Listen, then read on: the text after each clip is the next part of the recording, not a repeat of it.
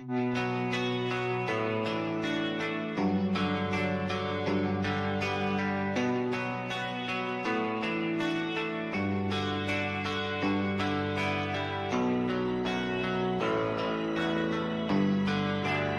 are you feeling? How long have you been here? 3 months, May 17th. And what brought you here? That's difficult to answer.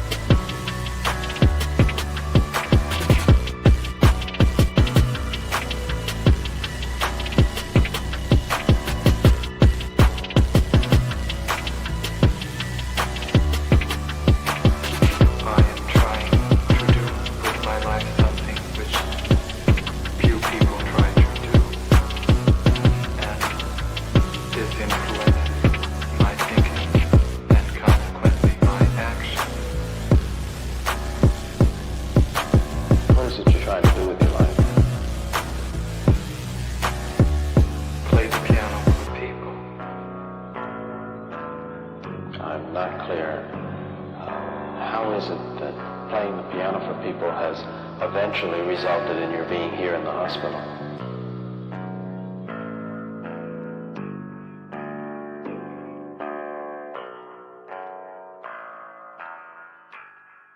That's difficult to answer.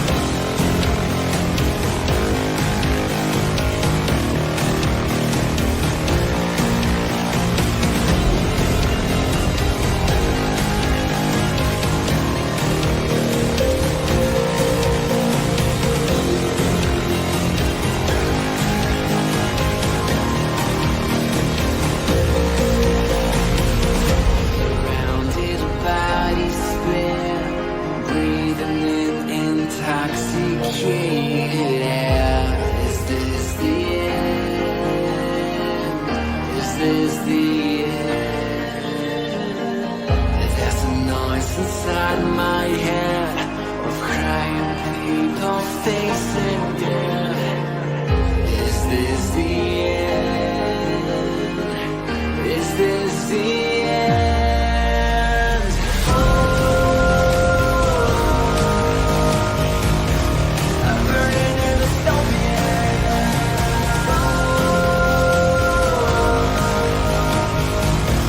There's no place to hide.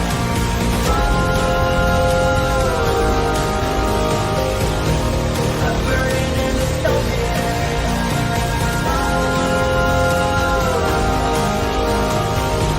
This is the final genocide.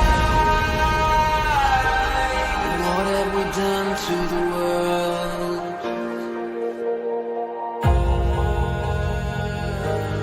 What have we done to the world?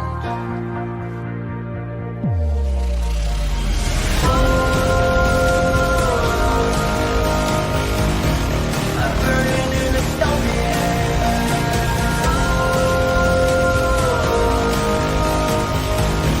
There's no place to hide.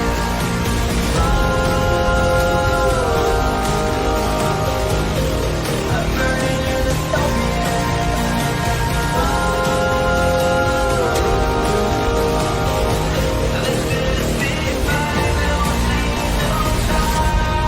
is the final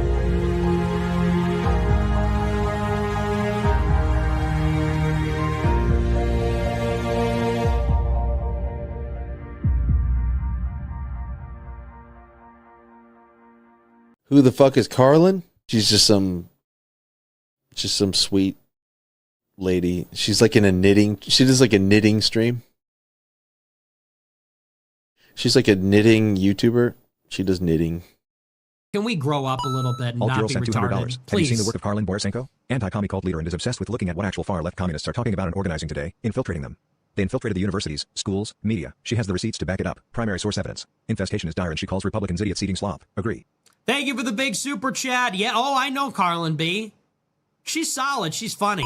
I The like Great her. Noticer sent $200. Literally. So not it's, Ian. it's not a because I haven't dangled my junk into the combat zone on purpose to get some camera footage, but that's the big part of what's the Is problem. that what you call reporting? Go and live under if streaming? you're going to do it. Yeah, go seriously. undercover. Otherwise, you're wearing a hunk of meat in a lion's den. Nick Shirley, I love you. Take care of yourself, man. Karlyn Borysenko went undercover. Do stuff like that. Like if you want to expose this thing, don't pariah, please. But Ian, here's and I agree with you to an extent.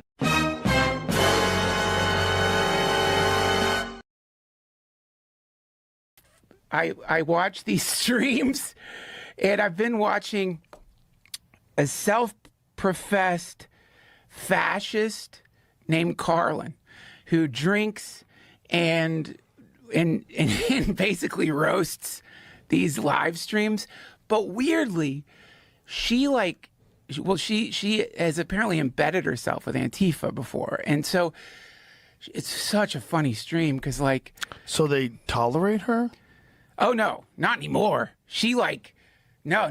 She's like, I mean, I don't know if she's trolling or not, but on her stream, she's like, I am a fascist. Right. So she's proudly proclaiming she's a fascist. I don't know how much of that is trolling, how much of it is real, but conservatives who are drawn to her stream will say things like, these people are funded by George Soros. And it's the funniest thing because she gets so mad. And she's like, get off fucking Fox News. Stop watching that shit. It's all wrong. Do these people look funded? Do these people look like they have money? They're not funded. It's so, and I guess her bigger point is by saying these are funded agitators and not saying what they actually are, which is anti-capitalist revolutionaries, you dilute what's really happening. Because what's really happening, according to her, and I think a fair amount of people, is that the economy is so fucked. The middle class is diminishing so much. The cost of living is so high that this is the perfect soil you need if you wanted communism to grow anywhere.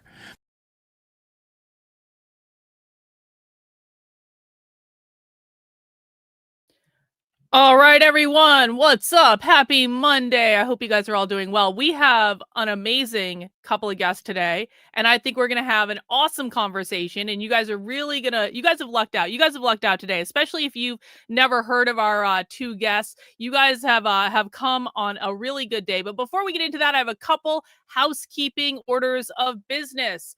We will be doing a spy stream later today. Spy stream is when we go inside a live leftist training and we watch it live. So we're getting their strategies, we're getting their organizing notes, we're getting their next tactics. We're getting this all in real time before anyone else has access to it. Well, now, of course, I can't tell you exactly what meeting we're watching because that would give away the spying part of it. But we are going to be watching a meeting from a major organization that you have all heard of unless you've been living under a rock.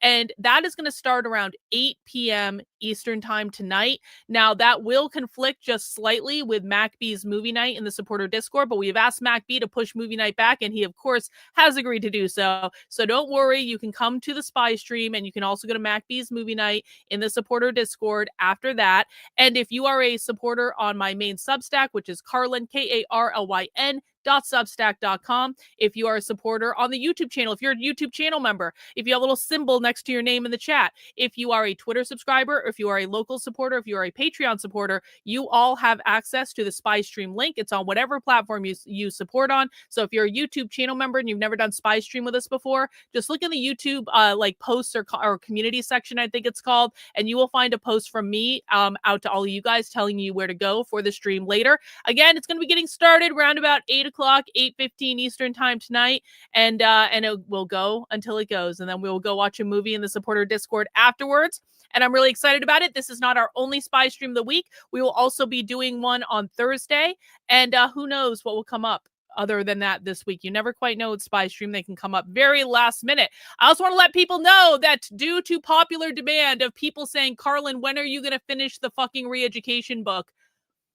I've once again started over from the beginning. I'm starting from the beginning again. Okay, I know I've already done like 2 different starts of this book and I have a bunch of chapters written. I'm not saying I'm throwing everything out that I'm written, but I'm starting over again with the re-education book. The re-education book is going to be basically my magnum opus of here is what you need to know about the far left. It's called The Definitive Anti-Communist Guide to Decoding the Left. And I have tried to write this book like 3 or 4 times already. And every time I get overwhelmed and every time I get new ideas, and I feel like it just needed to percolate a little bit more.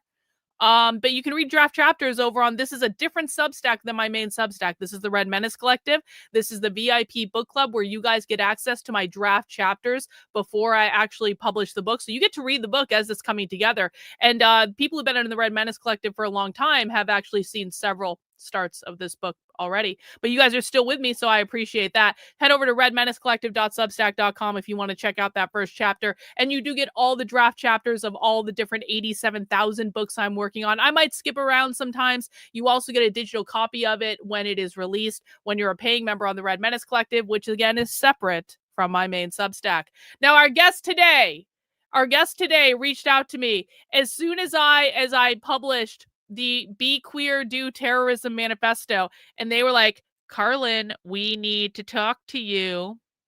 And I was like, oh yeah, about what? And they said, we're seeing a lot of this queer stuff show up in kids that we're working with and families that we're working with. And so it's just like, it's a nice coincidence. I mean, it's not nice, actually. It's horrifying and dystopian, but like, you know, it's a good coincidence when different experiences come together and we have the opportunity to have a conversation about it. And, you know, my first guest today should actually be no stranger to the people on this channel, but I have so many new people on the channel lately that I oftentimes don't exactly know who knows who or anything like that. Let me actually just get their pictures up on the screen so that you can see them. I'll go to their Twitter post where I posted this. There, here we go. Our first guest is a woman that needs no introduction. If you do not know who Gabrielle Clark is, You have not been around that long. And I will say Gabrielle Clark is someone I have known Gabs for a long time. We go way back. We were here before a lot of the so-called anti-woke activists, and we have survived after a lot of them have already dropped out. And for some reason, we just keep coming back and we keep doing this crazy thing that we do. Gabrielle Clark is not going to pat herself on the back, so I will pat her on the back for her. She filed the first ever lawsuit against critical race theory in public schools. This woman did what no one else was willing to do at the time, because there were a lot of people that were complaining about critical race theory. She was the first one to raise her hand and actually take that issue to court. And that was a news story that I broke that then ended up becoming national news when she filed the first ever lawsuit against critical race theory in schools. She also transitioned her fight over to her daughter because her daughter got socially transitioned in school to believe she was a boy. And so that was another legal battle that Gabs had. And in the course of this woman has done more to fight against gender ideology and critical race theory than almost anyone else in the country, but she doesn't get the credit that she deserves. Why? Because just like me, she doesn't play the influencer game. But we know the impact that she's had. She has been working with families who have had their kids succumb to queer ideology, to trans ideology for years. She has more practical experience on the ground than almost anyone. She has her own organization called Affirming Reality, in which she helps parents to deprogram their kids from the trans cult. And it's just amazing work that she does. And I'm so looking forward to her insight. And Dr. Nikki Johnson is also joining us. She works with Gab. She's a pediatrician, certified life coach, and mother who works as an educator, parent coach, and health policy consultant. And I'm so excited. Oh, and we got to get Nikki's picture up too. Hang on. I don't want to do Nikki dirty, but her Twitter account's locked, but there she is. And that's where you can follow her on. And so I don't want to delay it anymore. I want to bring these two wonderful ladies onto the channel. Hello. Hi guys. How are you doing? Hey, everybody. Thanks for that intro. Thanks for having us. I hope that wasn't too much, but I am really excited about the conversation today, and I'm really excited to have you guys here. And so you guys reached out to me. So I want to kind of start with that so you saw the Queer Manifesto and you were like, uh-oh. So what happened? What did you see in that document and what made you want to have this conversation? Well, I mean, here lately, seeing all of the things that you have been putting out, it wasn't necessarily specifically that thing, but I follow all of this, and I'm usually ahead of the trends. And when a few months ago, we were alerted to this very thing, with some parents that have come to us. Our clients started out when I started doing this a few years ago. All of my clients were parents of high schoolers and middle schoolers. And now almost all of my clients are conservative Christian, sometimes homeschooling households whose children have gone off to college and have transitioned after sometimes a month, up to a year or two in college, and they thought everything was fine. The parents thought that everything was fine, and they sent their kid to college, and it's not. And we're seeing even more disturbing things coming up because of the militant attitude of the children that are coming up now.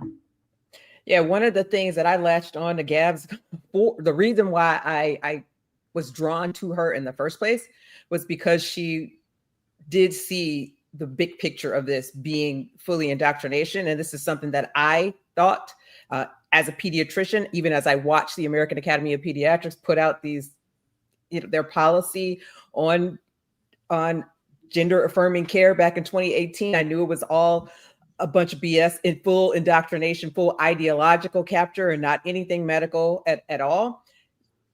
And no one was actually tackling that part of the problem at all. No one saw that. And that's the thing that I picked up about Gabs. I ended up interviewing her when I was writing for a couple of other nonprofit organizations and doing medical director work for that kind of thing as an independent consultant. And people still shunned it. People in the medical community, health professionals, mental health professionals were not only, kind of dogging her for not having any scientific credentials or medical credentials, but they were basically saying you don't have any evidence that this is here. But nobody, even the people who have all the big credentials, had any evidence that any of it was scientific. We know it isn't. We know it's all a bunch of crap. But no one is really willing to call out the fact that this is a social engineering project that is happening, and kids are being drawn to this because they aren't giving other appropriate, healthy coping mechanisms by their parents. And it is affecting every single family in our country, in the Western world, for this very reason. And Gabs is right. I actually joined her for a year as an apprentice, observing her, trying to see how the program worked. And then I was also studying to get my coaching certificate as well, because I wanted to help. I wanted to be a part of the solution. And the majority of our clients had young children, young adolescents. A couple were sprinkled in that were college age. But now the majority of our clients that we've gotten as we began to work together as partners at Affirming Reality are all college age kids. We have two that came to us and said their kid went off to college and a week later called them and said, I'm trans. Wow. You know, it's just like, and these are conservative Christian families, upbringing, full-fledged on. Some of them pulled their kids out and homeschooled them, traveled throughout the world, isolated them from the things that they thought were going to hurt them and indoctrinate them, except for the internet, by the way, which is the major culprit that people do not realize. Yep. And that is what we're seeing right now. This is our group. And our when you put out your Substack about this manifesto, highlighting the fact that this is a targeted scheme to transform human nature and civilization, this goes with every single thing that we've been saying about this, and other people are not willing to tackle at all. They're not even willing to deal with it. And so our job at Affirming Reality, what we do as coaches is we're coaching parents to actually regain their authority in their parenting roles, so they can capture their kids back, so we can reclaim the culture here. And that's what we're doing. We're not promoting laws or trying to push any changes in terminology or diagnosis codes or anything like that. We are dealing with the cultural problem, because that is the root of the issue. You know, I want to pick up on a couple of things that you just said that I think are really interesting from my perspective. And the first is that it is a bizarre thing to me that people do not understand this as an ideology. And perhaps it's just that I've had my head just specifically in this area for so long that it's just like, of course, this is an ideology. This is not about a medical thing. And in fact, the Queer Manifesto, the Be Queer, Do Terrorism Manifesto, if people actually read it, it actually specifically says they are against the medicalization of children, which is a weird thing, right? They actually blame all of the medicalization of kids' problems on doctors pushing capitalism and profit motive over actually treating patients. And so even the ideology itself puts it in opposition to, like, we actually don't think people should be medicalized. If they want to be medicalized, fine, but like we don't necessarily think that that's a part of what the ideology is. And I think that there's just like a refusal to go beyond the surface level of a lot of people to really understand, where did this ideology come from? Because I'm writing a book about it right now. And basically I've been able to trace this back to the 50s. I've been able to trace this back to like communist indoctrination and activism in the 50s. It started to really explode in the 60s with the Stonewall riots and the Compton's cafeteria riot. In the 80s, you had the queercore movement within the punk community. The queercore movement was a movement within punk subculture that was they were playing around with gender norms and stuff like that. This is where the idea that gender is a spectrum comes from. I absolutely believe that Judith Butler was involved in that community when she was younger, which is what informed her ideas about gender performativity and stuff like that, because it's just all the same ideology. And then you get into the late 80s and the early 90s, you get the ACT UP movement, which was the first militant queer activism movement around the AIDS epidemic. They were trying to get politicians to basically say the word AIDS because a lot of them didn't really want to. And this is where militant queer activism was born. But that kind of leads to another point you made about the internet, which is the way that I'm able to kind of track a lot of this stuff is through their zines, their propaganda, the things that they were creating within their subculture and distributing to each other. And I've been undergoing this huge project of like, I have thousands of their zines in a Discord like that I have set up purely to archive all this content. And I have these zines going back to like the 60s or 70s. So they're explaining their ideas and their beliefs and all that. So there was so many zines created in the 80s, so many zines created in the 90s. In the 2000s, we start seeing zines die off a little bit. Well, what happened? The internet happened. And all the stuff that they were doing on the zines went to Tumblr. And so we started seeing just like a really sharp drop off and like the amount of actual physical zines that were being created in the 2000s because they were doing all of this stuff online. And I do think like going back to like the old Tumblrs, and being able to try to find some of that information now, that is where a lot of this ideology got incubated. And I think that this is where it started getting really delivered to young people online. And at the same time, it started going into the K through 12 public schools at some point where they started teaching kids that gender was a spectrum, doing drag queen story hour to teach them that they could change their gender, like changing an outfit, stuff like that. And that's where this starts. It starts with like that golden nugget. And the Queer Manifesto is all about this, about the idea that gender is not a real biological concept. It is something that can be shifted. It's something that can be transformed or transcended. And when kids get into this subculture, it's one of those things where it's like, when you start reading the stuff in this subculture, you understand it. It's like, this is like the stuff that would blow your hair back when you were younger. These crazy, wild ideas about how the world worked that you never thought of. And you're being told this is liberating, this is freedom, this is rebelliousness. It's like that new state of rebellion, except this time they're becoming violent and militant. Yeah. So I'll throw that out there for a response. And also engaging in extreme maladaptive coping strategies, and self-harm and just, delusional thinking, all of that stuff. I mean, even back before they had some actual things that were relevant, right? That were, I would even say, positive in some respects. But now it's not that. It's completely made up. It's like turned into, this crazy, sex and death cult, this nihilism that they're all exhibiting, whereas before I think there was a little more nuance to the movements, in the 80s, in the 70s, 80s, and even in the 90s, as rebellion. But now it's really turning everyone into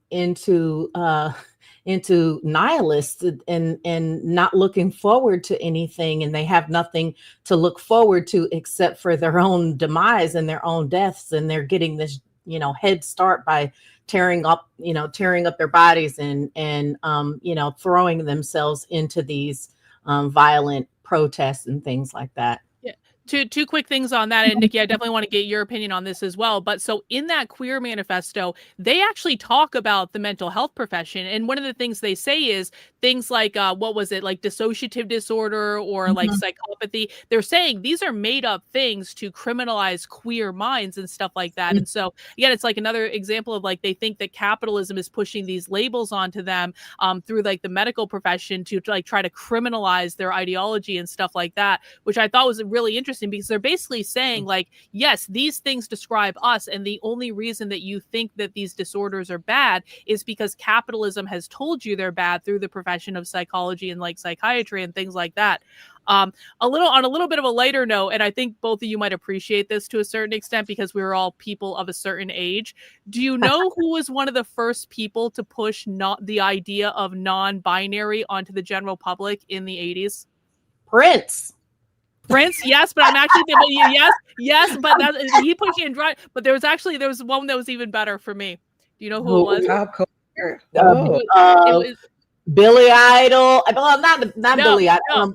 Not even. If you tell me Michael Jackson, I'm gonna scream and run out the room. Okay. No, it's not a musical. No. Do you know who it was? It was Sally Jesse Raphael. Okay, it was Sally Jesse. I can see that. I was gonna say it was either her or okay. Yes. There's an old episode of Sally Jesse talking to a non-binary person. Yeah, I would say that. And what was that? Jenny Jones. They were. I mean, there was a lot of that kind of thing going on at that time, and it was. I mean, well, like you've been going at and looking at a lot of the academic studies, on this stuff. I have been binge watching television shows Sitcoms and yep. sitcoms Yep. and things, and watching old movies and seeing how this has evolved over the decades. If you watch, and I'm not kidding, I'm getting goosebumps thinking about it, but if you watch The Love Boat, No. their second episode was John Ritter basically stalking a woman, dressing up as a woman to get in and stay in a suite with another woman so that he could continue to stalk a different woman. I mean, that was the second episode of the first season of The Love Boat. And there's all kinds of stuff in there. There's a episode about communism where they have a state representative from Russia, and how she's constantly bashing everything in the United States, and they romanticize everything about Russia on there. I mean, it is all straight Marxist, communist, all of this, everything that we're talking about right now is in every episode. They even have an episode where a girl wanted to be a boy. It was Laura Ingalls. Laura Ingalls, I think she played the character. Yep. From The Little House on the Prairie. She played the character that she wanted to be a girl. She wanted to be a boy because she didn't like being a girl, and she attempted to be more girly because she liked this boy, and it turned out poorly for her. And it was just this whole thing. She went by a different name. She went by a boy's name. Her parents affirmed it, all of it, the whole thing. I was shocked at seeing how long this has been in our culture. Listen, we found like, this is several months ago. We have to go back and find this website again, but we actually found a website that has all these old documentaries from like the 90s and the early 2000s, like the stuff that you would see on like a made for TV thing or something like that. And if you go back, like they were doing queer activism in these episodes. We watched one of the older episodes, and it's like it literally has a queer activist that we still see today show up all over the place. Wow. But them very like much younger back in college when they were doing queer conferences and having all this stuff. And it's like, this is 1999. It was the year I graduated from high school. And it's like, when you start realizing how long some of these ideas have been around, going back to the idea that this is an ideology, this has been permeating our culture, just seeping into it slowly for decades and decades and decades. And no one noticed because it was just like, oh, it's just a comment on an episode of The Love Boat, or it's just a weird guest on Sally Jesse who said there was no gender. And it's like, you look back at it now, you're like, holy mother F. But like back then, it was introduced in multiple places, and then gradually we started to accept some of it. Just think about the whole, think about the gay male stereotype in a lot of our sitcoms and movies who became, girlfriend, and everybody just sort of gravitated. And conservatives were even doing it, right? Like people were using that language to describe the gay male. And that's how it works. They sprinkle a little bit here and sprinkle it everywhere, and then all of a sudden it's a part of our culture. So but there is an agenda. There are people who actually think this stuff up and come up with it, and people don't want to realize that. But so it all has a purpose. It all has a purpose. Everything they're doing has a purpose and a reason. I just want to do a couple super chats real quick. Thank you, No Mayo, for being a member of the channel for 10 months. So happy to have you here. We appreciate you. Jetty's getting inky with it. Says, Biola, a well-known Christian college, has been getting called out for some of this stuff lately on X. They've changed their website to acquiesce to complaints, but there's still a lot of questions. Like, I mean, we see this over and over again. Even the so-called like conservative colleges, they still allow this stuff to happen because they think they need to in order to be a good person, or it's just academic freedom or stuff like that. Jenny's getting inky with it. Also says Nip Tuck covered almost everything we see today back in the early 2000s. Back then, we just thought it was Holly weird stuff, but now it's so clear what it was all about. And then Murphy's Pool just says Gabs. Hey, Murphy. That's awesome. I mean, and then the other point is churches. So Christians have relied on the church and the word of God to be the sole authority on this. Now I'm speaking as a Christian, and I, and I've seen people try to use Christian doctrine to excuse this. And there are specific sects of Christianity that allow this to happen. So it has infiltrated every single cultural institution in our society. Fun fact, Nikki and I were denied entry we were denied entry into the United Methodist Church right across the street from SCOTUS when we were at the we both gave our testimony for the Scormetti case, and we were there when it was being heard, and we needed to use the ladies' room, and we were denied entry because we were not on the right side. They told us to go to the Lutheran church. Yep. Wow. Yep. We walked up. Gab posted this on her. She posted this on her feed. I had a GoPro on when we were going, and I had to use the bathroom really bad. I was actually a speaker at the rally. And we went to try to go to the people were going in and out of this church. I'm like, oh, it's a church. You know, they're going to let people go in. It's cold. There's no bathrooms nearby, right? And no, politely asked to go down to the Lutheran church down the street. Yep. Wow. No transphobes allowed. Yeah, that's funny too, because we've seen the Methodists popping up at some of the anti-ICE protests. Actually, the Lutherans as well. Everyone's popping up at the anti-ICE protests. We watched one from Chicago like the other day. It was like you got the Catholics, the Unitarian Universalists, the Methodists, the Lutheran, the Episcopalians were there. Like they were all there singing and praying for the illegal immigrants, but they won't let you guys use the bathroom. That's really godlike. They're and I hear, and I understand Christians, how they, what they are trying to really accomplish with this and trying to bring purpose to people's lives and all of that stuff.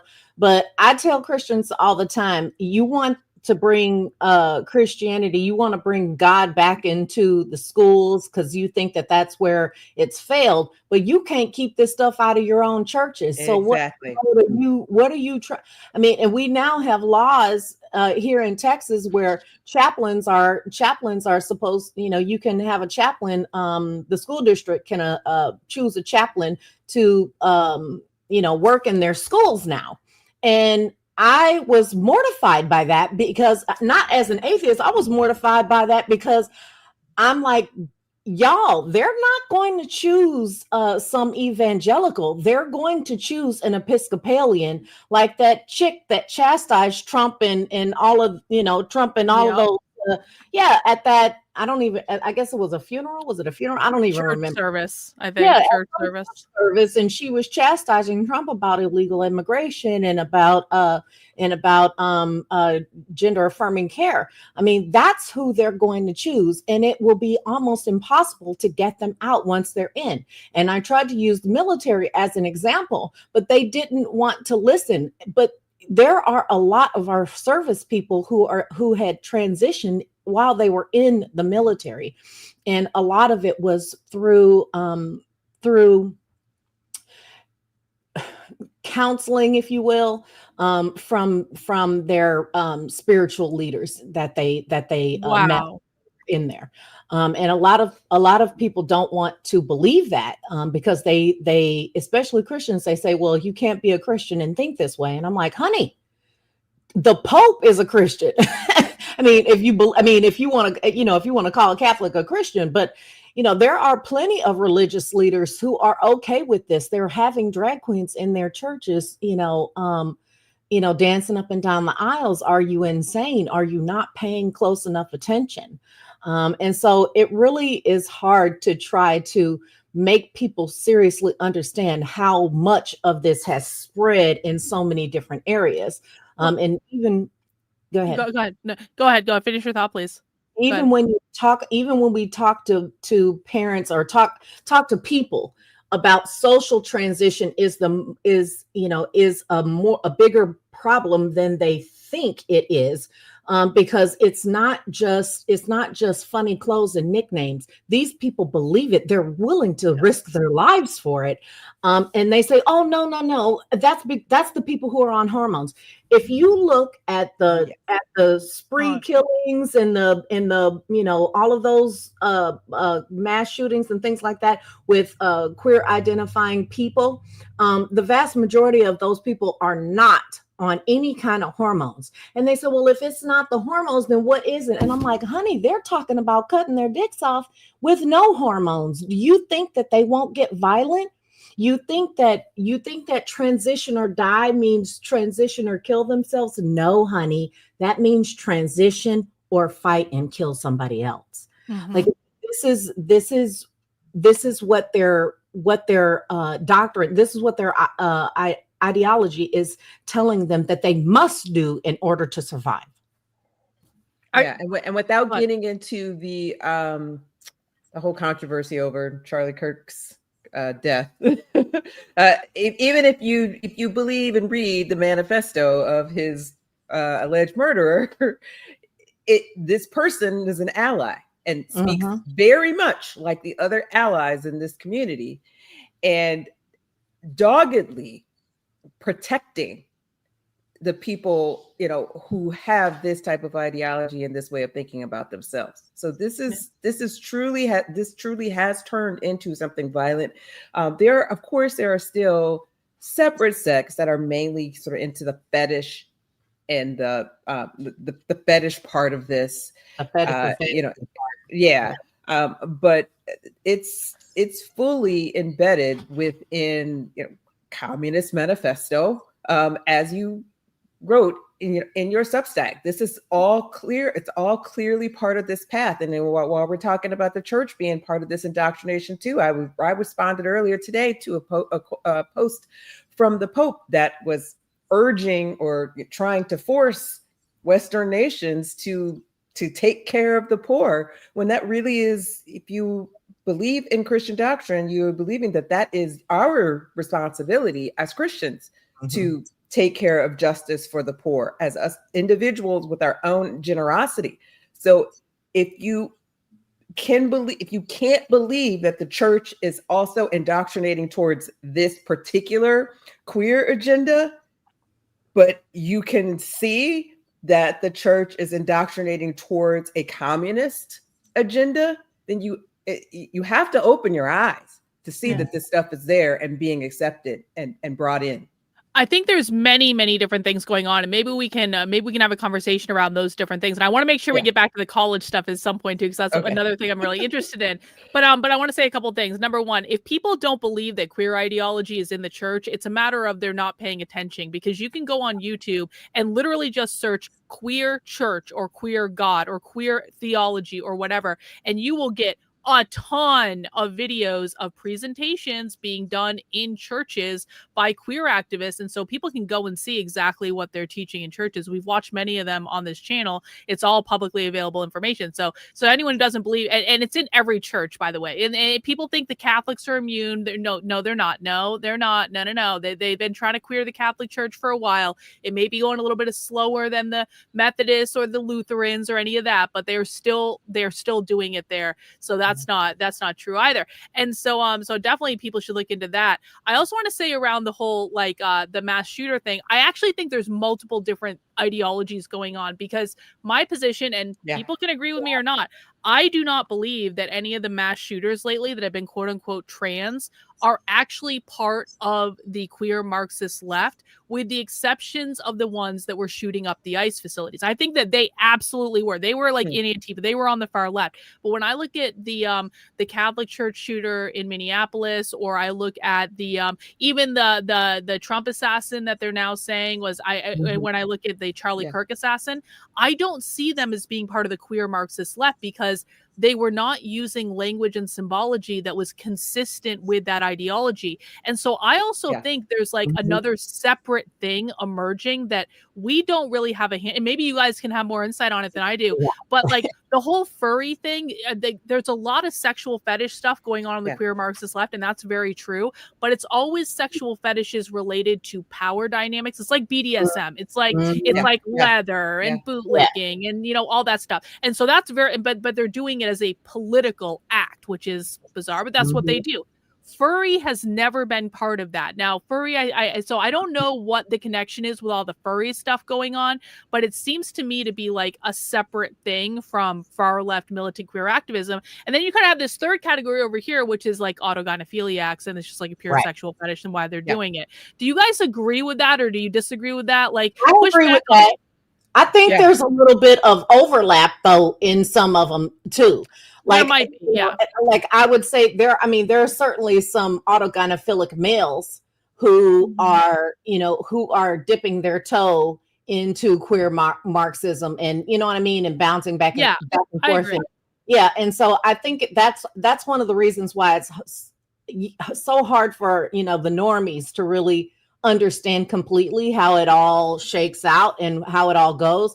Now, what you said about what we're seeing in this category that you're not, 100% sure of, that is a lot of the times just rebellion, and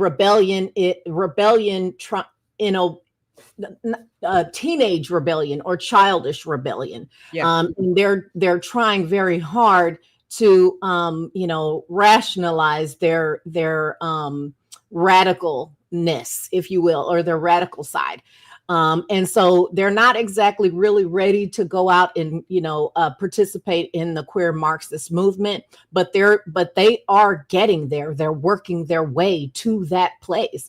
And that is where we try to get them. That's where we try to reach them before they've gotten to that place. And we encourage parents to reach out to us at affirmingreality.com so that we can help them bring those kids back before they get to the shooter stage, or the queer Marxist stage, because I think that there's that place is a limbo to this more extreme ideology.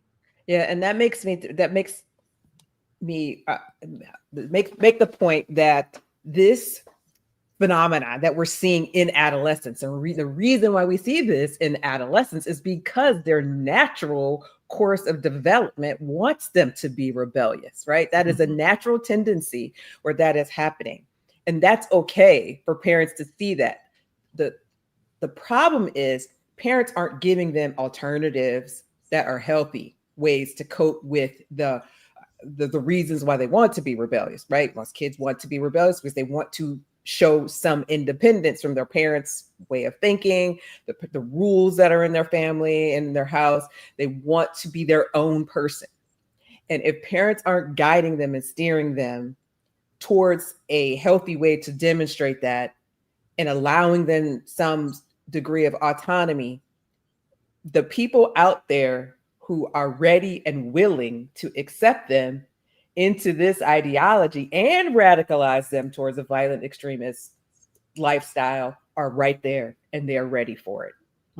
So the parents need to recognize that piece of it. And I think that's one of our struggles too with coaching, is that oftentimes parents can't really see the difference between what is normal adolescent behavior and what is the real heavily indoctrinated trans cult stuff.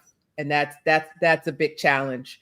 And one of the ways that we tease that out is we try really hard to get to know the families. That is a big part of our coaching program. We spend a lot of time getting to know individual families, because even though this is a common phenomenon that we're seeing culturally, it still affects families differently, and their dynamic changes depending on how their family normally, what the culture of their family is, what their socioeconomics are, where they live, all of that stuff. We have to tackle that individually. How the parents relate to one another, how the parents are, their other siblings that are involved, how the parents are relating to them, how the other siblings are relating to the trans identifying kid.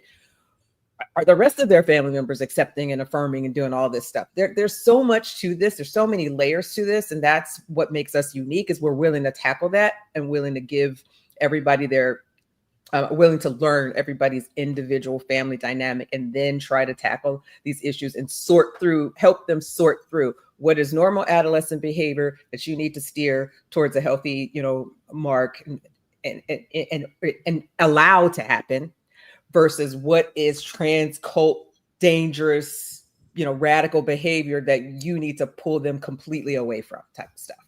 Yeah.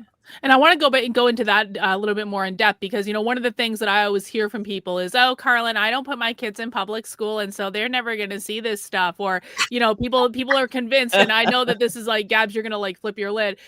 I live in a red state. We don't do that here. It's like, and you guys are having experiences where you're working with families that did pull their kids out of public school and then they send them right off to college and boom, they're queer. So can you tell us a little bit about that? I mean, look, both of us live in a red state, first of all. Yeah. And we see this stuff in our red state. Nikki went to the colleges, so she can tell you all about what you see right when you walk in the door. Oh my gosh! So let me tell. So I just went. My oldest daughter is a college freshman, and we went to a bunch of liberal arts private colleges on our tours. New York, Pennsylvania, kind of, close-ish to home. And so, of course, those are pretty liberal states, but there's some in Ohio as well. So that's where I am, and I'm in Ohio. And let me tell you, one of the schools that was formerly an all-girls school, I walked into the campus and was there 30 minutes before I realized I had not seen one single male, except for someone in the admissions office who was an obvious male. Everybody else who was male was a female cosplaying as a male on this campus. Every single one. I kid you not. And my daughter didn't even notice it. That's how, it just wasn't something that was on her radar at all. And I knew instantly, you ain't going to this school, girl. And she texted me all the time. We were like, oh no, this ain't happening. But and this school was also very, very, encouraging of their students becoming activists. It was very obvious, and it was, on the tour, there was walls and murals there for activism that they were allowed to post their opinions about things. And we asked, on the tour, oh yes, we are highly encouraged by our professors to become activists. So it's straight out there. Every single college we went to, for the most part, had a non-binary bathroom, even though, it was just a single bathroom and anybody can go in. It's just kind of stupid to you just call it the unisex bathroom, but you got to call it the all-inclusive bathroom. The ones that I hate are like, so I once went to this event, and sorry to interrupt, but I once went to the first event that I ever went undercover at actually was at Hampshire College in Massachusetts, which is super, super lefty. And they had transformed all the bathrooms into gender like neutral bathrooms. And so it's like, you get up to like where it used to be the men's and the women's room and you don't know which is which. And then you accidentally walk onto the men's side and you're like, oh no, no. I'm not going on the men, because the men's side still stinks. Even if it doesn't matter. Like the men's side will always be the men's side. And then you go into the women's side, and everyone, of course, is going into the women's side because it's much nicer than the men's side. And then you come out and you see a guy in a beard standing there. It's like, it's the most bizarre thing in the world. It is crazy. And that's how the only other thing that I can tell you is the dorm situation, the dorm and the shower, sort of situation. So they'll tell you that they have single sex dorms or co-ed dorms. They'll allow you to, your child still has to get permission to have a co-ed roommate. That's crazy. Yes. And so if you give them permission to have co-ed roommates, you are giving them permission to have somebody trans in their room with them. So that's really what that's all about. And so any parent who is willing to sign off on allowing their child to live in their child first away from home in a co-ed situation, not like, college dorms now are a little bit better. They do offer a little bit more privacy than what they did. They're more kind of like, some of them are more like apartment buildings than others, but some of them are still very traditional. You got a loft and your roommate is underneath you or above you, and you're sharing the bathroom pretty much. So you're allowing your kid to go off and be in a co-ed situation with a perfect stranger from anywhere all over the world. So and parents are signing off on this. They're thinking it's okay because they're thinking it's cool, and they're being supportive because they are supporting, trans people, and right, and being inclusive. But no, one of the things that part of this culture is the kids who are fully indoctrinated, who believe that they are truly the opposite sex. They still have sex with the opposite biological sex, and they can get somebody pregnant, or you can get pregnant. And so it is, these kids are, I don't know, the indoctrination is heavy, and the lack of the ability to grasp reality for people who are full on into this indoctrination is very alarming.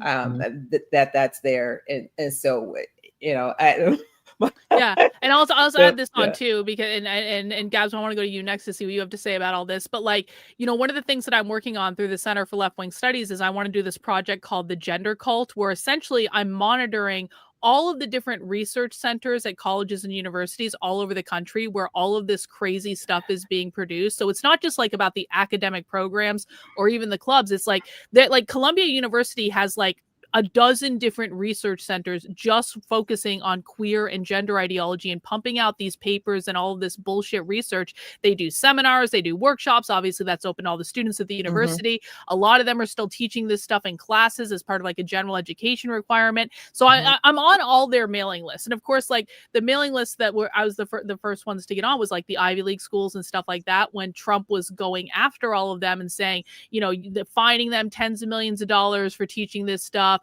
making them promise we won't do it anymore. And then the Trump administration and all their surrogates declared victory. We got woke out of colleges because they fined all these colleges tens of millions of dollars, and they pinky swore a promise that they were never going to do this again. They're all still teaching this, and I know this because I have the emails in my inbox. Columbia, I think they're hiring an assistant professor of gender studies right now. It's like this stuff is all still happening. It's happening out in the open.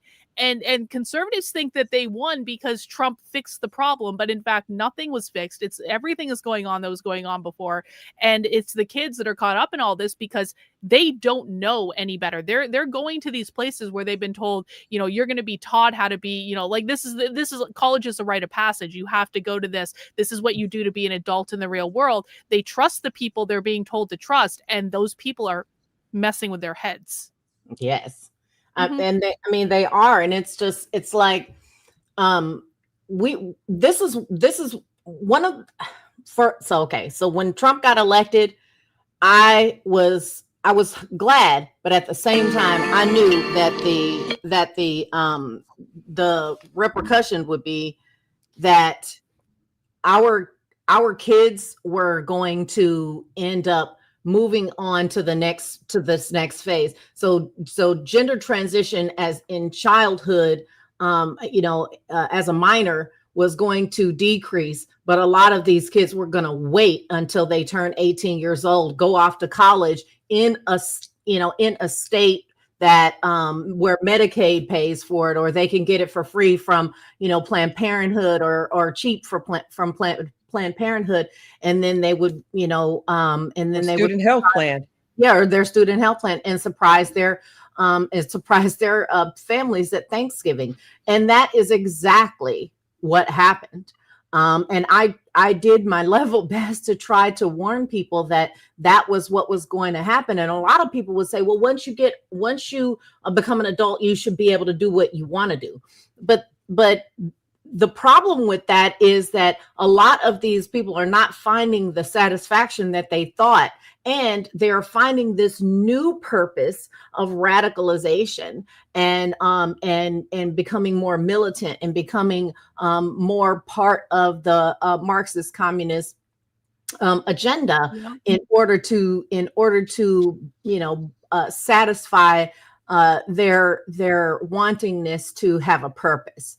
And it is scary. And no, this stuff is still I live in Texas. Okay. I live in Texas, and this stuff is still in the colleges in Texas. They're still teaching this stuff everywhere in the colleges in Texas. And I'll go you one better. If you go to any university in this country, I will guarantee you that in probably 80 to 90% of them, there are gender clinics within 5-mile radius of each and every one of them, because because the universities preach it, and then there's always somebody close by to help you realize your gender dreams. And so it's like, we haven't done anywhere near enough to get this sex and death cult out of our kids' minds. And it's going to create a bigger problem down the line. And, even now, conservatives, they got this, new study out that says that fewer and fewer people are identifying as queer, as LGBTQIA, whatever, in the colleges. And I'm just like thinking to myself that's not what I'm seeing. That's not at all what I'm seeing. I'm seeing that they're hiding it in a lot of places. Number one, and number two, they're taking the medications without telling anyone, and they're not reporting to their colleges that this is what they're doing, especially if they don't want their parents to know what they're doing. So, and there's study abroad programs that are taking them to other countries to do this. And, I've already met one parent whose child went on one of these to Britain and denounced his citizenship and just stayed. And so, wow. Yes. And it was, that was really devastating. And they have since started communications again, but he's already renounced his citizenship. So, and he's become a British citizen. So, I don't know how that's, I don't know if she'll ever be able to get him back. And I really do try to encourage parents to take this seriously. But even here in Texas, we've had clients. I've had clients come to us who live in Texas who think they could just wait it out, or they can just, or they can just, homeschool or something like that. There was a guy in Austin, he would reach out to me every now and again and tell me about what was going on. And I say, well, get on the program. Let's get you on the program. And he was resistant. Every single thing that I told him was going to happen happened. And now it's a problem, a real problem, a bigger problem than it could have been. I really do hope that in the future more people will take this seriously, because there's no such thing as watchful waiting anymore. That may have been something that people could do, a decade ago, or even 15, 20 years ago. But it's because it is so inculcated in our entire society. There's no more watchful waiting. You have to actively desist and detransition your children so Absolutely. that they normal and healthy lives. Yeah, and I just want to pick up on something, and Nikki will then go to you. So I just want to pick up on something you said, guys, because I think a lot of people, I get comments all the time with people who are new to this and they're just starting to learn about it. They think that the left is just crazy and making stuff up all the time. They think that, they're just like, it's a new crazy thing that they've just invented out of nowhere, every single day of the week. And what I try to tell them is the left is actually incredibly consistent about what they do. This is a very predictable phenomenon that once you know the different stages, you can say this is going to happen and then this and then this. And it's super predictable. But can you guys talk a little bit about the patterns that you have seen in that regard? Yeah, that is actually a great question. We're writing our book now, so we don't want to give too much away. But we are seeing a very sort of prototypical pattern once kids start to fall into this indoctrination. So they begin to by the time they have told their parents, I am trans, or I think I'm trans, they've already been doing all of the things and interacting with the members of the cult. They are already fully indoctrinated. So at that point, that is when your alarm bells need to be going off. It is not the time for watchful waiting. They're going to grow out of it. They've already been fully embedded in the cult. So that's the thing that I want I want people to realize. They will recognize things, like they'll change. They'll start to change their appearance. Maybe they don't care so much about how they look. They may, girls might stop shaving. Guys may start to grow their hair out, not wash their face, not wash their hair. They really just start to become unkempt. They'll change their friend groups. They'll change behaviors that they're doing. They'll start to become allies or talk more about the queer community or LGBTQ community and want to participate in things. They will start clubs at school or become, members of clubs at school, things like that, want to start being activists kind of publicly about this stuff. But that all happens before they come to us. We get a lot of parents who will come to us and say, I don't know when this began. And then Gabs and I will get the story and get them to start talking, and they start telling us the story about what happened over the last year, over the last 6 months. And we're like, you didn't see that. You don't know. You don't know when it began. Alarm you? Like, yeah. And it's, as you're living it and going through it as a parent, you don't really you don't see the alarm stage. You see sort of this evolution happening, and it's kind of slow. It's slow and gradual. You don't really get the alarm until they say, these weird things, right? These strange, I am this and I am that, really fully come out to. So you don't really see it. But when they start to tell the story and they're saying it out loud to us, you start to see the recognition on their face that, well, maybe I did miss this as it was going. And I think it's probably so easy for people to miss it because it's kind of the same way that this stuff was pushed onto all of society. It's like we had all these warning signals and we can look back now and say, oh, that. Okay, we get it now. We didn't know back then because we weren't fully paying attention to it, not in the context that we look at it now. So what are some of the warning signals that people most often overlook? In my experience, most people often overlook their child's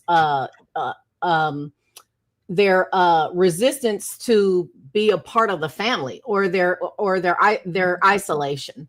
A lot of people just write it off as, and I know this is going to sound kind of silly and kind of stupid and even maybe a little offensive, and I don't mean to be, but they write it off as ADHD or autism or some other kind of some other kind of mental health concern that the kid probably may or may not even really truly have.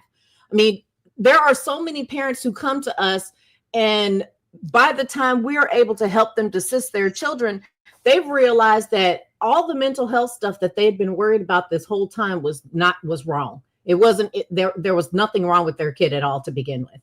And they got them off the medications and they got them into doing, to normal things. Now, that's not to say that that's everyone, because there are definitely some legitimate mental health concerns for some of these children. But if when there's a kid who's 12 years old and they just magically all of a sudden have Tourette's, that's a warning sign. And a lot of the parents will just kind of, brush that off. Or if a kid, is 13 years old and comes to you and says, I want to have breasts. A male child comes to their parent and says, I want to have breasts. And the parents are really thinking that this is a serious, mental health issue that their child really does genuinely want to have breasts. And I'm going, you think your kid, they just magically woke up one day and decided they wanted to have breasts? And some of this stuff, that the earliest warning signs are this adaptation of some sort of mental health problem. Okay. a lot of people just they actually nurture that, which further pushes the child down the path. And so I always tell parents to be very cautious about it. I mean, even some of my clients who look back on this now and go, I was such an idiot. In the beginning, you know, they really did believe that once they got a diagnosis, that they could then say, okay, you're not trans, you're this. And then their kid says, but that means I'm trans. Like that is because I'm trans. And they're like, whoa, wait. We just, you're throwing me for a loop here. And so, you know, the earliest warning signs that, and a lot of parents get this wrong, and they either just ignore it or they take the immediate wrong action, which is blaming it or trying to manifest some sort of mental health issue. Yeah. And I will take that a step further too. So even if their child truly does have a mental health issue, a lot of times that is a symptom of something else that's going wrong in their life, something that happened that they're coping with, some change in their development that is causing them to want to cope with it in a different way. Some of these kids want to stand out and want to be seen as special. And so they get social anxiety, you know, because they don't feel seen as something special, and then want to change their appearance and change their whole sex and all of that stuff. And so I think, yes, that's a warning sign, but also I also think parents tend to use those mental health diseases or neurocognitive disorders like autism spectrum, Asperger's, which we don't say anymore, but, you know, high functioning, ADD is one of the common ones that we get. Oh, she's got ADD. She's got ADD. She can't do this. Or she's got sensory processing disorder. She can't do this. They tend to use that diagnosis as a crutch to not allow their child to grow and develop into an adult, fully functioning adult. Meanwhile, that kid, especially if they're college age, is holding down a part-time or a full-time job, got a full college, you know, course load, and acing everything. And you're telling me that you can't deal with this social, you know, emotional, psychological issue of them feeling like they're trans because of their ADD? Well, and one of the things too is that, sorry to interrupt, but one of the things too, I think people may not put two and two together on, is that disability studies or crip theory is a subset of trans ideology. Yes. Idea of like glorifying mental illness, and and it's one of the weirdest things too, because you'll see a lot of these kids self-diagnosing with autism and then you don't need an official diagnosis to be autistic. I've seen presentations where they say that they call it autism gender. They say that having autism is a gender, and that all autistic kids are queer to some extent. They'll sometimes just completely fake disabilities they don't have, like out in front of the Portland ICE facility. In front of the Portland ICE facility, there's this girl who, you know, has all that. She looks very queer. Her hair is queer. She's like, she was out there naked for several days, but like she goes around in a wheelchair, but she doesn't actually need the wheelchair. She does. She does not need the wheelchair.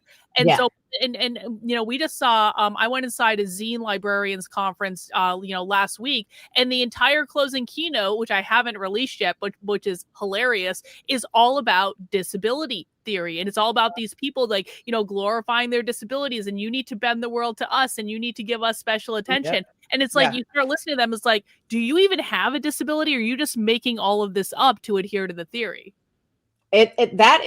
That is happening. I mean, more and more, and it's getting exacerbated. And this is where I go into my spiel about therapy, because so many parents come to us, and the first thing they want to do is put their kid in therapy. And I'm like, if you put your kid in therapy, then the first thing that the therapist is going to do is try to figure out a diagnosis for something, and you're going to push them further down this path. I mean, and you know, there are still non-affirming therapists who still, who still will entertain the idea of Tourette's or DID, which I don't believe in, but whatever. You know what I mean? Oh, that's a whole other thing. Like DID is also a gender identity, by the way. And when you Yeah, have DID, you can have all sorts of different genders within the one system. Yes. Yeah. Yes. That whole thing, that DID thing is so ridiculous. Every time somebody brings that up, and every now and again, the detransitioners will talk about merging their identities so that they can, and all of this. And I'm just like, oh my God, y'all. Do you know, just like, as an aside note real quick, I don't know if you remember this, and Nikki, you may not even know this. I once went undercover at a queer conference at the University of Colorado Boulder, where I literally saw a presentation from someone in person claiming to have DID, and they and multiple of their personalities were presenting in this, and they were saying that this is our gender. They called it system gender, or all of the different identities within the system. And there were multiple people in the room who were also claiming to have DID. I felt like I was surrounded. I got possessed by some sort of entity in that presentation. I'm not even making that up. It was also a bizarre thing because you saw the person shifted their identities during the presentation. Oh my gosh. Yeah. Yeah. This is the kind of stuff. And so imagine you're, 18 years old and you're trying really hard not to be your Karen mother, and you live in Connecticut. And you've had everything given to you in your entire life, and you're trying to pick a struggle. What better way to pick a struggle than to claim that you have DID and start, manifesting, Greek goddesses and things like that? I mean, like this is how they're trying to differentiate themselves from their parents in this rebellious pushback against their families. And the unholy alliance between universities and Marxism, just all of it has just laid the groundwork for anything for anything to be okay. And for, the whole fetish and fantasy, the autogynephiles, the queer Marxists, the shooters, just all of it, to all have this, conglomerate of crazy to push into really just ruin families throughout the country in some form or another. And a lot of the parents come to us and they really do believe that if they take out the source of it, then it'll go away. And we always try to make the parents understand that they chose a weakness in your family. They chose a specific problem or a specific weakness that is in your family to attack in order to ruin your family. And once we get parents to understand where the weak link and the chink in their armor is, that's when we really make a lot of progress with them and build better and stronger families.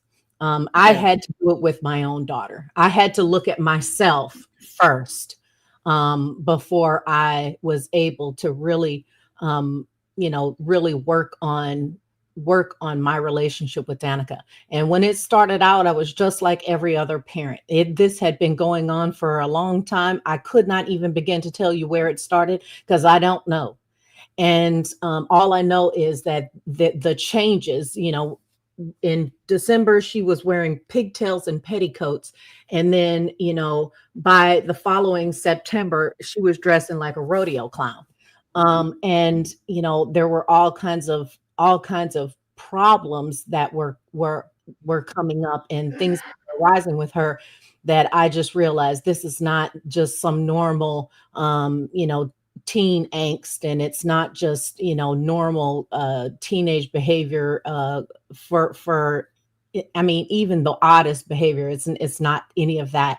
And I had to come to grips with the fact that I had done a lot of things wrong with my parenting, and I had to correct those things and start living a better life in a more, I hate to say more righteous life, but yes, a more righteous life, so that I could maintain the moral high ground to pull my daughter out of this madness. Yeah. Yeah, and I want to. Sorry, I'll go to you in a second, but I really just want to emphasize this for people who again are not as familiar with Gabs's backstory, because I just do think it's really important to the work that both of you are doing. Gabs had to do this with her own daughter. The reason that Gabs has the understanding that she does is because this happened to her. And I remember when this happened, because I was there. I was You were watching. the first person I told. Yeah. And you got to understand, like, you know, and I really, like, I have an appreciation for the fact that it's got to be so difficult for parents to come to grips with the fact that, like, your parenting is part of the problem here, and you need to change the way you are parenting your kids. And listen, everyone does the best they can. No one wants to mess up their kids and all that.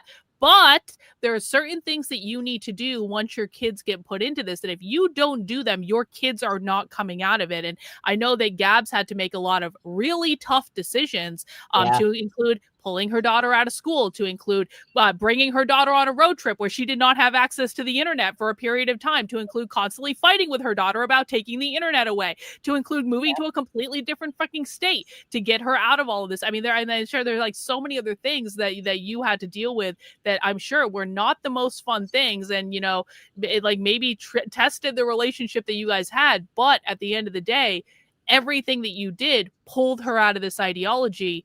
And now the relationship is in a much better place than it ever would have been had you not done those things.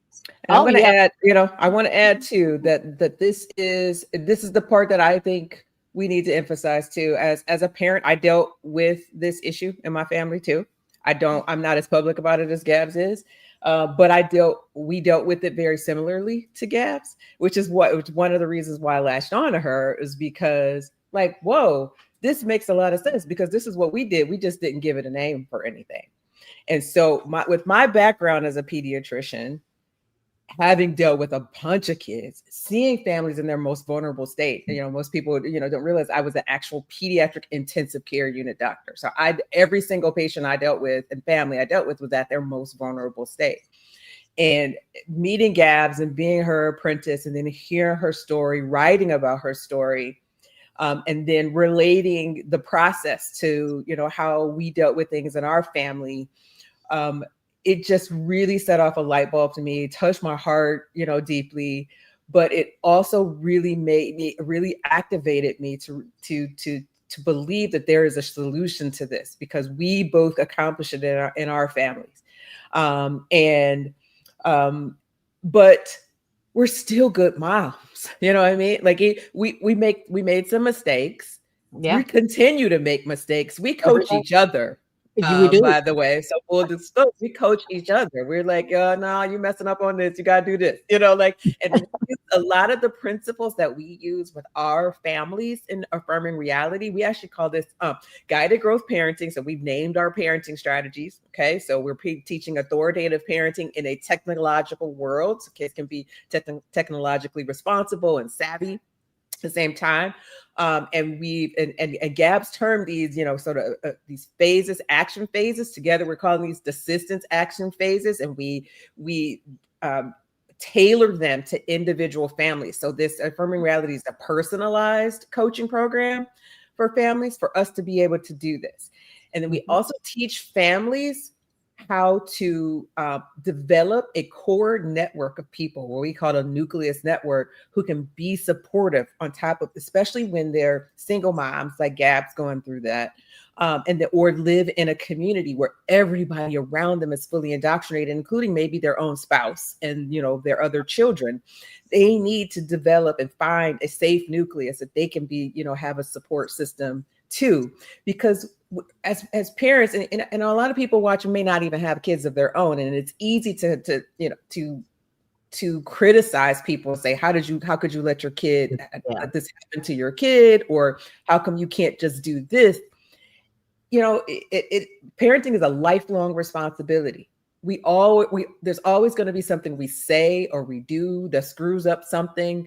We have a bad mood, and we get mad at each other with our adult kids and you know, adolescent kids. But we have to bridge that relationship. So it is a continuous process that happens lifelong. long. So there's not one magic piece of sauce that we can give people and tell them, okay, this is what you need to do, and your kid's gonna snap out of it. This is a process that requires your full commitment and requires you to do some hard work, look at yourself in the mirror, just like we did, and examine things that you did wrong, play on the strengths that you do have, both you and a spouse and other adults in your life. It is winnable. It's something that parents can do. And we are the key. Parents are the key. And if we are intent on taking back our culture and taking back our society, it has to start with us as individuals, and then, in us as a family, in order to affect the community at large. I think that people are so quick to want to shortcut these days, and I see this all the time with people in my audience. They're like, Karlyn, can you just make a 5-minute video explaining this to me? Like, no, I actually no, I can't actually, no. And it's the same with this. It's like, I'm sure you guys get asked the question, like, well, isn't there just something I can do to get them to snap out of it? Oh, yeah. No, there's not, because this has been building for months or maybe even years up until this point. And it's kind of like, to make it just a really simple analogy, it's like losing weight, right? You cannot have a shortcut to losing weight. Talk about that, Gabs. Go ahead. I do. That's the analogy that I use quite often. I mean, parents literally come to us and say exactly that. How do I make them snap out of it? And I say, honey, I've had parents come to me and say, my kid's going to school in 2 days. They're identifying as trans. How do I get them out before they start school? And I'm like, you want me to tell you how to get them out in 2 days when it took me 2 years to get my kid out? You want me to just tell you how to just make them snap out of it in 2 days so that they're going to be fine? And they're just like, well, I mean, yeah. I'm like, honey, this is not, I mean, we're in this society of the magic pill. Everybody can take a pill for something. And so now they think that, this has some sort of quick fix, but no. We have a lot of success, but the vast majority of the people who have come to me, and you already know this, Karlyn, hundreds of people have watched my webinar and still continue to do so to this day. They'll watch it, and a lot of them, too many of them, will think that the process is too hard, and they don't want to do it until, of course, it gets to be really serious, and then they're way far behind the curveball, and they have a lot of work to do, a lot more work than they would have had had they started, in the earlier stages. But I mean, it's not easy. Me and Nikki, we re-traumatize ourselves all the time, because we have to really dig deep with our parents a lot of the times. And even it tests us. We've been writing a book since January, and we're just, it is very difficult, because there are a lot of moving parts to all of this. And it is hard to go back over. It is hard to relive this whole process for the both of us. And to live and to work and take care of ourselves and all of that stuff. So, and even Nikki, she's been my apprentice for a year, and she's got her coaching certificate, and she did. she was so fantastic. There are some times where we're actually saying the same thing at the same time. We're responding with the exact same words at the same time, because this has become so uniform for us in seeing our clients and responding to whatever it is that they're telling us, right? But even Nikki, just recently, she had to we had to rethink some of the things that we were going to put in the book. For example, a lot of parents think that if they just are able to tell their children the truth about the medications, then their children will snap out of it. Yo. This is like when people come onto my socialism streams and they're like, do they know that socialism is wrong for reason X, Y, B, and Z? And I'm like, you know what? Go tell them. I'm sure that's going to fix the whole problem. Yes. I said that too. You can't just say socialism doesn't work and think that these kids who have, who are very, very nervous about the future. They don't see a path forward for them. You know, the economy is not in their favor, and say that you know, that socialism doesn't work, and expect them to believe you. You know, they want to try it, you know, and you have to have the right words to convince them otherwise. But and you have to give an alternative plan that's actually going to be palatable to them, and something that they are going to get excited over and like, and so that it can replace this foolish ideology, right? Yes. And so, you know, like you guys, you know, your analogy is the weight loss, but for me, Gab's laughs at me.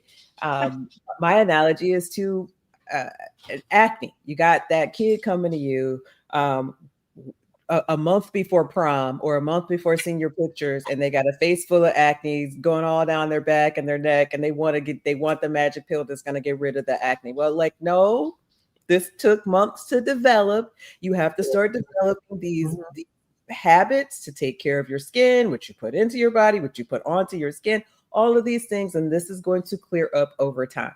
That is how this works. And once it clears, you have to maintain your skin so that it doesn't come back and become a major problem again. So same type of deal. So people who don't have parents, who don't deal with obesity, have kids who don't deal with obesity, who are watching this is the process. It is complex, multifactorial, multiple steps to it, requires a long-term treatment plan in addition to a maintenance therapy. And you would not believe, Karlyn, how many parents really, like, they seriously, I mean, even now, I have parents who have been in the program who have adult children, and they will still fall into traps because they really do believe that once their child gets to a certain place, that, you know, and even Elon Musk, he tweeted about it a week or so ago, and he said, well, you should just be able to tell somebody facts, and then they accept those facts, you know, and they accept those facts. And I'm just like, that is not how this works. And like I was saying before, you know, Dr. Johnson, she was, you know, really happy to be able to, you know, talk about the facts, right? And talk about the studies and things like that.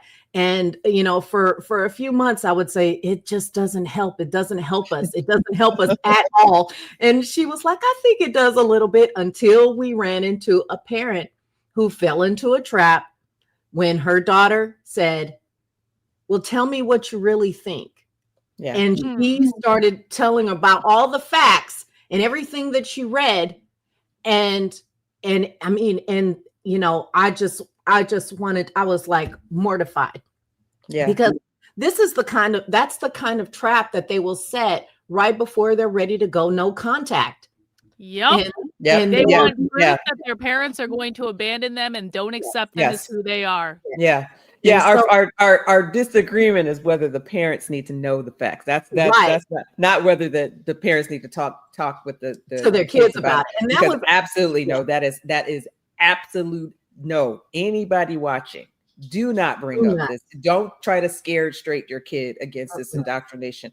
All you're going to do is push them away from you at all. Okay. Let's just put a really fine point on this. So it's because I do think that this is actually a really important thing that people need to understand. You are not going to convince your kids by saying, do you know that you can't change your gender for reason X, Y, B, and Z? And the reason I just want to just really hammer this home is, again, I get so many people in my chat and so many comments, and I'm sure you guys see this as well, of people just really truly believing if we just teach them facts, then this will all go away. And it's like, there's nothing you can do to commit it. Not only is it not going to go away, you are actually about to make the problem significantly worse by clinging on to this dream that if you just calmly explain to them that you are a girl and you can't be a boy for a reason that's going to fix the problem. Because, and what you guys are saying, and I really just want to make sure people understand this, is that when your kids come to you and they say, oh, what do you really think?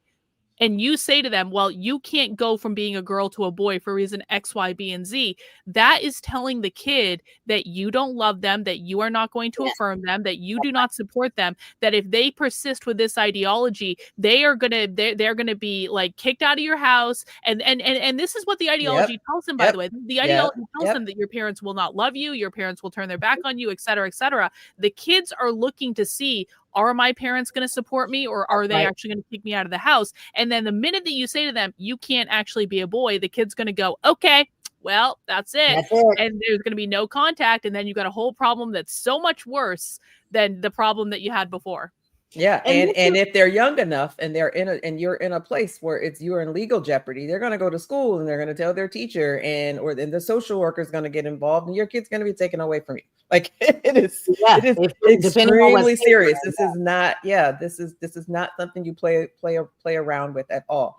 So I mean, I think what parents really want to do, though, once they find out, because this is what I did. When their kids says something weird to them about, sexuality or gender or whatever, they want to go and read up about it. Because for me, there was a lot of the stuff I didn't even know anything about it at the time this happened, and so I went to go read every single thing I could get my hands on to find out what was true. And then I was like, well, do I need to talk to her about this? And, the better part of me, I decided not to, which was very similar to, this is what Affirming Reality is. I did not have those conversations with her because I knew it wasn't going to get me anywhere. All right. And later, as I dove in and found out, and, having these conversations even online and seeing in exchanges online, you get into these communities and you see they are prepared for the parents to say this stuff and tell this stuff. They are ready for it. They have a rebuttal already, and they have a plan for it. So you are wasting your breath and putting yourself and your relationship in danger by doing that. So. And even potentially putting yourself in legal jeopardy as well. If you out yourself as a transphobe in the wrong state, then you really do run the risk of having your minor child taken away. I've had those phone calls in the middle of the night where, a police just showed up. We're jumping in the car. We're leaving right now. And that's scary. And it's still, despite all the EOs and all of the laws and things that have passed, you can't legislate that away because, and I talk about parallel language messaging. I talk about the language that they use. It's still illegal to neglect or abuse your child. So these states categorize it as neglect or abuse. And because so many parents will come to me and say, "Oh, well, we already checked. There's no laws against being against socially transitioning your child." And I'm like, "Are you insane right now?" Even a lawyer said that to me, and I'm like, "Honey, they're not going to charge you with not letting your child transition. They're going to charge you with abuse. They're going to charge you with neglect. They're going to charge you with harm or the at-risk category, which covers, God knows what all." And, and it took that lawyer, it took that lawyer getting closer and closer to that situation, to that very situation, to make the decision to leave that state. Because, even though I had already, told her what was going on, so many parents even with all the facts and reading all the books and learning all the stuff, Nikki had the presence of mind to not use that thing. But what I found is that most parents do use it, and they even use it with their friends and family to try to convince them as well. And all they did was put a great big giant target on their backs. With their friends and family in the school and people in the community, as a transphobe and a bigot. And so it's just like, having people who have been down that road and who know all the traps, all the pitfalls, the better course of action, all of that stuff. like we did not have. We did not have. I had to make a lot of mistakes, before I was able to get to the best way. And so having Affirming Reality to help guide you through that it makes people, it really does cut down on the stress and the tension in the family. And it really does cut down on the time that is spent in this. I mean, I was one of those parents who did out myself in the school community. I mean, I sent an email, a mass email to the entire private school, preschool, early childhood, all the way to 12th grade. The trustees, people in the entire state, journalists were starting to, reaching out to me about a letter that I wrote asking questions about about the ideology in the school. So, I did out myself, started a, parent group and all of this stuff, and, tried to have these educational forums and that, and it just didn't work. It didn't work. I learned that part the hard way, even though, and it got to my kids anyway. It got to their classmates, and they were like, "Mommy, why do you need to talk so much? Why do you need people to believe what you hear what you have to say?"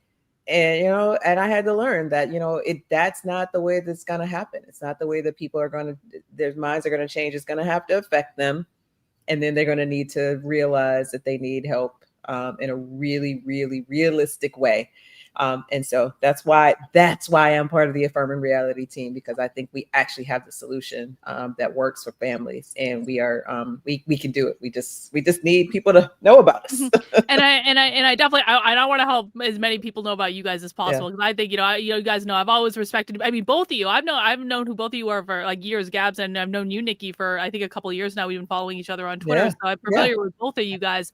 And I think what you guys are doing is awesome, and it's so different than what a lot of other people are doing. And I think I do want to get to what parents can do in a second here, but I also wanted to say like, it kind of seems to me it's almost like people don't have like street smarts. It's like conservatives think that sometimes if they just present the facts of things, if they have like the book smarts, that's going to be enough, but they don't have the street. The facts don't care about your feelings line. And it's like, I think like when you're online and they're doing the typical owning of the libs thing, where they're like, well, men can't be women and and like all this stuff, and they're feeling really good and self-righteous about that. But unfortunately, owning the libs does not actually translate into real world results. No. And it's like you have to have street smarts to know how this ideology perpetuates, what they're going to do, the different traps they're going to set for you. It's like conservatives seem to think that like their kids are just going to like accept everything you tell them, when it's like, no, the kids are already ahead of you, bro. Like the kids are like 9 steps ahead of you. They've thought about things you haven't even begun to understand yet.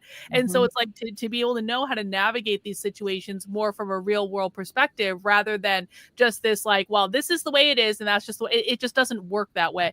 I just want to do a couple of super chats real quick, and then I want to get your guys' thoughts on what people need to do, like what families need to do when they find themselves in this position. We've got Fluid over on Rumble says most of the old gay Catholics switch to become Presbyterian or Methodist. Maybe that's true. I don't know about that, but I'll take your word for it. We have Jenny's getting inky with it. Says reminds me of that family in Montana. I think it was. Yeah, that's a whole other. That family in Montana. What happened with them is a friend of theirs came to me and said, "Please, can you help my friend?"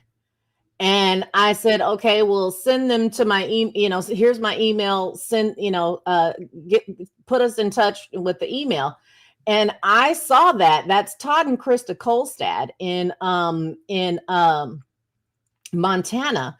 And their daughter was taken away from them and trafficked to another state.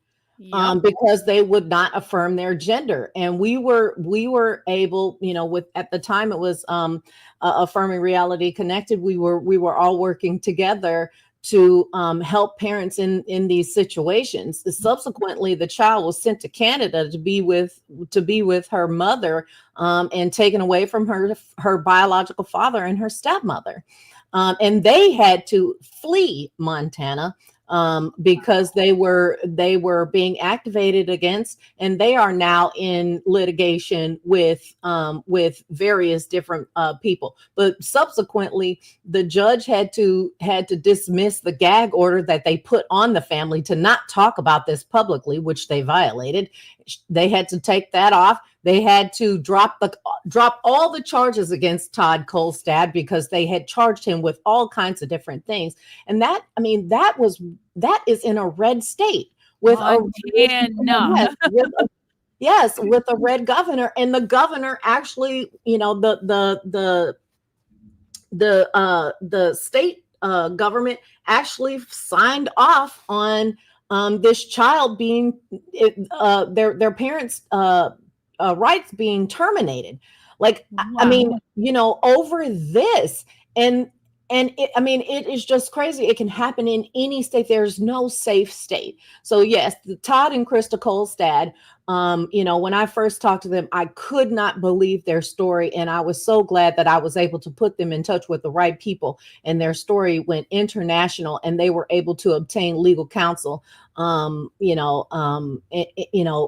help them get through this. And they are still now fighting to get their daughter back, but also fighting against the departments of the state that activated against them unfairly.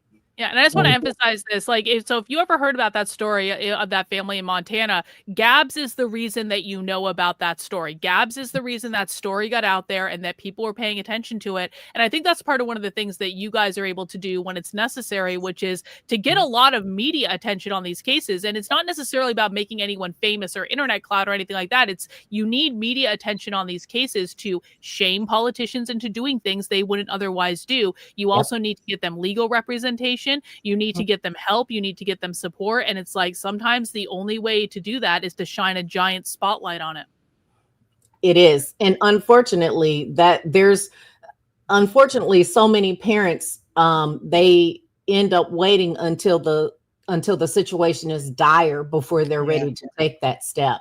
Yeah. And that, Todd and Krista Kolstad, that is exactly what happened to them. They trusted that they were going to be vindicated. And when they realized that they were not going to get any justice, that was when they decided to go forward. Crazy. We got one more super chat here before we get to the what do parents need to do. James D says, what are your thoughts on the level of influence by the UN, specifically the WHO, on pushing trans ideology? Do you guys have thoughts on that? Well, my answer to that is, look, this is a global indoctrination push. However, our focus is on fixing it. And parents have so much more power within their own families to take their kids back and claim their parental authority over all of these people. But they have to do it in a smart way. And too many people have not done it a smart way by outing themselves as transphobes. And in this particular case, we just talked about watching, waiting, being hopeful, that thing. You have to be very proactive about this and really fight for your kids. You have the ability to do it. Every single parent does. That's our hope. You just have to be willing to do the hard work and come at us with this. And, and honestly, look, we have a lot of parents that come to us after they've already gone to counseling. They're taking their child to counseling and to see a psychiatrist. We got one family that's paying like $750 per session with a psychiatrist to say, these are the things that are wrong with this child, but they're not fixing the ideology. It's a cultural and social problem. It's a family problem that parents have the ability and the authority to take care of and fix. So yeah, the UN is saying this, the WHO is saying this, the American Academy of Pediatrics is saying this, but they don't live underneath your roof. Yeah. They don't have the ultimate power. You do. Yep. And we got Andre here saying, you hear that Republicans in red states, your own state's governor and government, can allow socialists and communists and Marxists to take away your kids for eternity if not fighting on time. Yep, that's exactly right. Absolutely. People don't know how severe this problem is. I live in Ohio. My state governor was actually vetoed the law that prevented medicalization of children, for this issue. But thank goodness we have a super majority state and we were able to override the veto. So a red state with a Republican governor was going to allow this stuff to happen. You cannot rely on these politicians to save your family. You have got to do the work yourself. Ain't that? And I need to tell you why though too, because I think this is important. A lot of Republicans have trans-identifying children, or they know people who are trans-identifying, and a lot of them, I'm not kidding you, believe that this is a natural thing that has happened because of vaccines or because of poor health. So they literally believe that you can turn gay or you can turn trans if you don't have the right diet, or if you don't have enough testosterone, or if you don't have enough estrogen. So they're making excuses for their own bad parenting, and they're making excuses for their own ignorance to cultural issues by blaming it on something tangible, like by trying to attach this onto something real. And we've seen so many people who are conservative change their minds about all of this after they've seen it and been exposed to more of the truth behind it. So you're always going to have those, and not to mention, Texas was the state that had the most gender clinics in the nation. And at one time, they had more gender clinics here in Texas than all of the other states combined, because big pharma that was a Republican thing. And so they loved these medications and things like that were now being, they were making big money on. And so they weren't ready to stop this. In the beginning, they weren't ready to, they wanted to say, well, maybe we just need to keep an eye on it and do some more research. They weren't ready to just shut it all down, because it lost a lot of money for all of the pharmaceutical companies who are making these puberty blockers. Not only that, you got nonprofit health systems, and Texas is a big state with a bunch of nonprofit health centers that are part of the academic community, and they are getting 340B kickbacks for some of these drugs. So that is a huge part of this. That could be a whole other topic that we could talk about if we want to go down the money line and the capitalism line and all of that piece of it. None of that helps none of that helps in the family. So even the WHO, the UN, you can know all of that stuff. But I tell parents that one of the first things I tell parents is forget everything you know or think you know about this. Get out of the parent groups, get out of the ROGD parent groups, get out of stop reading those books, get out of that stuff, because they're telling you about the problem. They're not telling you how to fix the problem.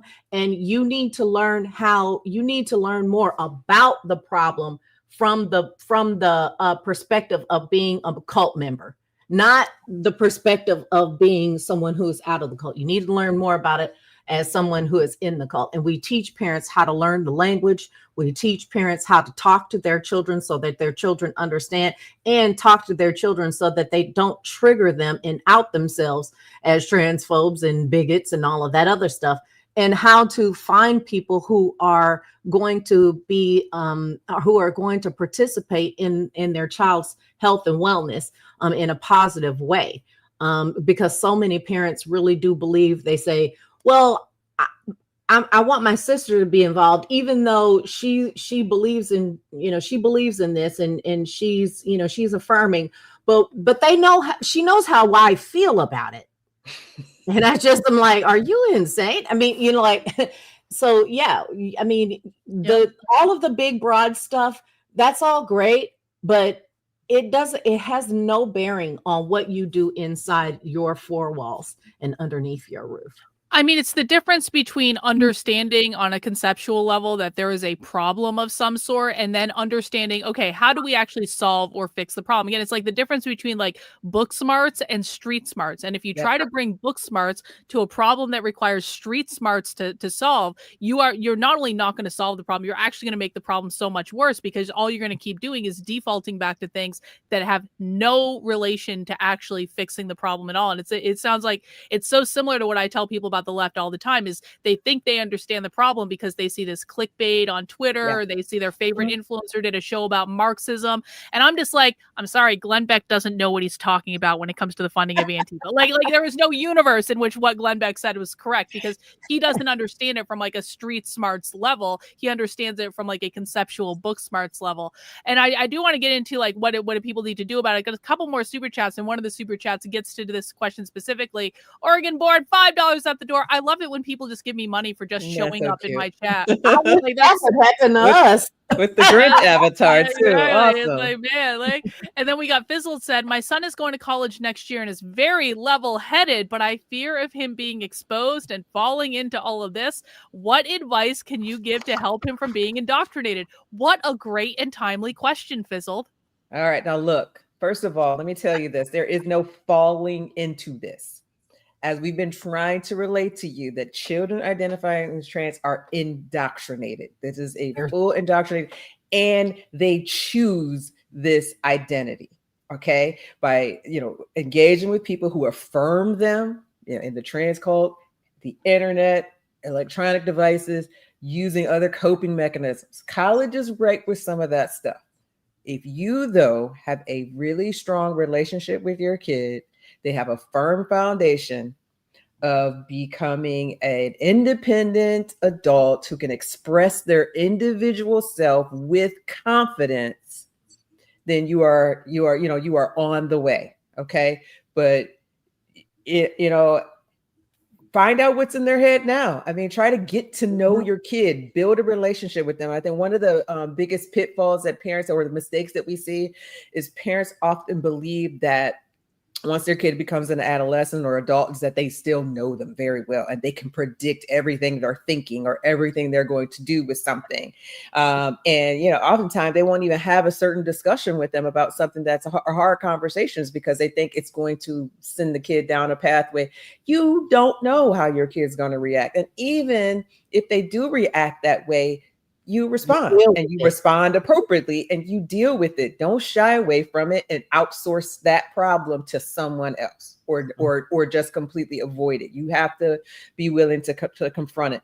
But really, honestly, right now, take the time, get to know your kid, build a relationship with them, do things, find out what they like to do, what they love to do, what makes them feel confident. What is the thing that they see themselves doing in the world? What are they great at? Encourage them, strengthen them, give them skills, and make sure they have skills. Make sure they can change a tire, make sure they can pay the bills and budget, do all of these things so they can fully be independent of you at the time they need to be. And so they're not going to rely when things get hard, when they fail an exam, a midterm, or they're, failing a course, or they don't get selected for the scholarship that they want, that they can come to you when they're feeling vulnerable. And then 2, they have tools that they can cope with in a healthy manner. If you are teaching that, you are winning this battle right then and there. But you can't predict it. You can't prevent it from happening. It's going to happen if it's going to happen. If your kid is susceptible and vulnerable and they're fully indoctrinated, it's going to happen. I'm sorry. It's not trying to be pessimistic. I'm trying to be realistic. Again, we're affirming reality here. Okay. Yep. I'm of the mind, just don't put them in college. I'm of that. I'm of the mind. Look, seriously, you let them go to community college and stay home until they have a full-time job and they are paying all of their bills themselves, and not just paying their bills, but they also have had to put everything in their name, because so many parents will come to us and they say, oh, We don't help them at all. Oh. And then I say, and then we get a list of things. Okay, what are you helping them with? Yeah. and because they say, oh, they're so mature. We don't do anything for them at all. And then we go down the list and say, okay, well, so they're on their own phone plan. Oh, no. They are on our phone plan, and we bought them a phone and they just pay us every month for, and I'm like, that's not the same thing. I mean, you have to teach them how to exist without you. If you are not fully there. Independent. Yes, fully independent. They're paying for their own car. They're paying because this is another thing. The parents will come to us and they'll say, well, I don't know how they're going to do this. I don't know how they're going to buy a car for themselves. They don't have a job. And I'll say, okay, well, do they need to get a job? Yeah, I'll say the first thing I always say, because I've had this happen enough times to know that this is always the answer. So I'll say, okay, well, do they have any savings? Oh, yes, they've got $20,000 in savings. And I'm like, why the fuck are you paying for their stuff? Like, why are you paying for this? Because we said we were going to do blah, blah, blah. And I'm like, that's what the $20,000 was. You were saving that so that when they get to college, that you won't have to pay for that. And they will have to learn what having to pay for themselves means.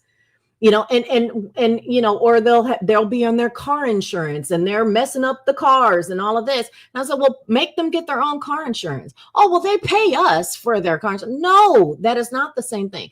So I would say, let them go to a community college and stay home until they are 100% independent. And all of those parents who say, well, they shouldn't have to go to college and work at the same time. But guess what? Didn't you do that? Yeah, you did. So then they should have to do it too. Life is hard, and it's harder if you're stupid, like John Kennedy said. So make sure that they know everything that they need to know before you push them out into the world. If for nothing else, they just won't have the time or the energy to even be entertaining this stuff because adulting is hard. Yep. Yeah, I think that is one of the things that we do, the tricks of our trade that we do teach families is they don't, even if they are in college and they're going down this path, and then they need to not have money to fund this path. And so if they got 20,000 in savings, 5,000 in savings, you need to find ways to help them spend that money on their lifestyle, on managing actual life, in order to keep them out of this. However, I am not like 100% don't go to college. Like Gabs. I think there's some kids who would do fantastic in community college. They're fantastic getting a trade, but there's some kids who really, really want to go into a professional career and do, want to go to college and have worked hard in their high school time, and can do it and can be successful. It is a case by case thing. I do think it's one of those things, and I kind of wonder how you guys feel about this. It's like, okay, you got a kid that wants to go to college. Like, I know there was nothing that my parents could have done to talk me out of going to college. Like, I was going to college, and that was just the way it was going to be. Yep. And so, but like, I do think there's a place to have a conversation as, okay, if you're going to go to college, and this is actually what happened with me, not because my parents did this, but because I did this to myself. I'm like, I want a professional track career coming out of this. And so there was a lot of philosophy stuff that I was interested in studying, but I was like, you know what? I want to get a job someday. So I'm going to go to the communications school. And then there's maybe a couple electives I can dick around with, some philosophy courses or whatever. But like the degree is in the professional track, the communications school, like the pre-law school, if you want to be a lawyer, or like pre-med, if you want to be a doctor, or like engineering, or like you have some sort of plan to go along with the college. You're not just going to college just to go to college. Like there is a purpose to this exercise, right? Sure. And I think that where I see a lot of this stuff in colleges and universities, it's coming out of the sociology departments, or sometimes they have queer and gender studies, or it's like, why are you going to college to study gender? You don't actually need to do that, and you're not going to be able to get a job. Yeah. Yes. We actually told our daughter that, you know, these are things that we are not paying for. Like we're not Right. we're not contributing to this degree and that type of thing, or this type of an education. You actually have to have a plan. And actually, the interesting thing is along these lines is when I was actually doing my getting my coaching certificate, I had to have a life coaching client.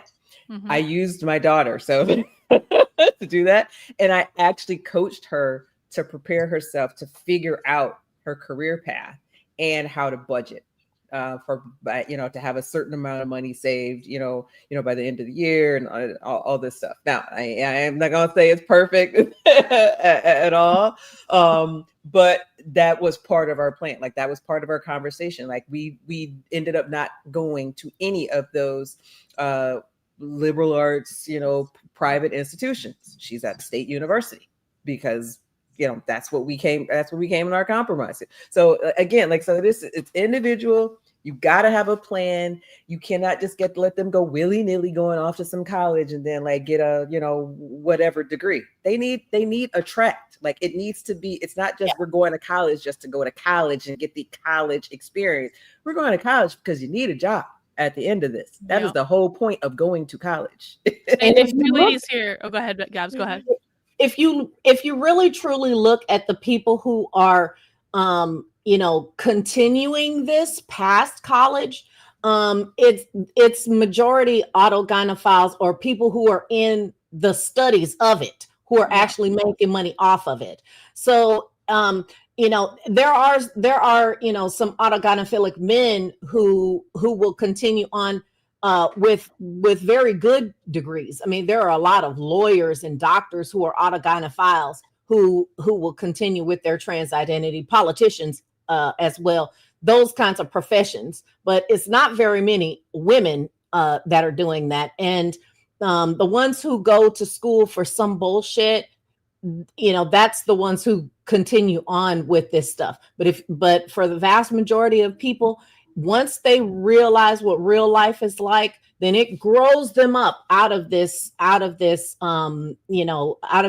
rebelliousness, and they have to, seriously think about their real life and deal with their real life situations. So parents help them with that. Two ladies here says, tell the kids to do college online. Listen, I am actually doesn't do it either. Oh man, so I'm a big fan of online college. I learned way more in online college than I did in in-person college. I will tell you that. But I also understand for young people, it doesn't necessarily work. I think online college works good for more adult learners or things. I had to have a job, and so I did online college because I had to have a job, and it was the way it went. But I think when you're having college age kids, 18, 19 years old, they want to go to college. Let me get a couple other. But it also doesn't free them of the indoctrination. Because I'm tell you, right. I got my coaching certificate online, and several of my online discussion coaching clients that are a part of my homework assignments that I had to do were trans identifying individuals. So you had to buy into the terminology. That actually leads to a question. That actually leads to a question I would definitely wanted to ask you guys, which is about the role of the internet and how do parents have to handle the internet? Because the internet is where all of these ideas are propagated. You can find all sorts of crazy stuff on the internet. I remember one time I signed up on Reddit to just do an experiment. I kind of posed as a 15-year-old that was questioning whether or not I was trans or whatever. It took 15 minutes before some adult was in my DMs saying things that they shouldn't be saying. And it really, it was 2 Reddit posts, and that was it. It was 15 minutes. And so it's so what is the role of the internet, and what advice do you give parents about having their kids on the internet and things like that? The groomers are just waiting for fresh meat. Every single day, they are just waiting. And I bring this back because this is still happening. And I saw we had a case of this earlier this year, and that's transmaxing. I mean, when I started seeing this, I think it was 4 years ago. A lot of people really didn't believe me when I would tell them about this, about transmaxing. And I told Karlyn about it, and it was a year before she actually could find proof of it. To be able to talk about this. And earlier this year, we had a family come to us, tell us about everything that was going on. And I go, Transvaxxing, that's transvaxxing. And, I mean, I couldn't believe that it was actually still, a thing, because I hadn't seen it in a long time, but it is. And so the grooming, and you can go look up transmax, and maybe Karlyn will put a link in there somewhere.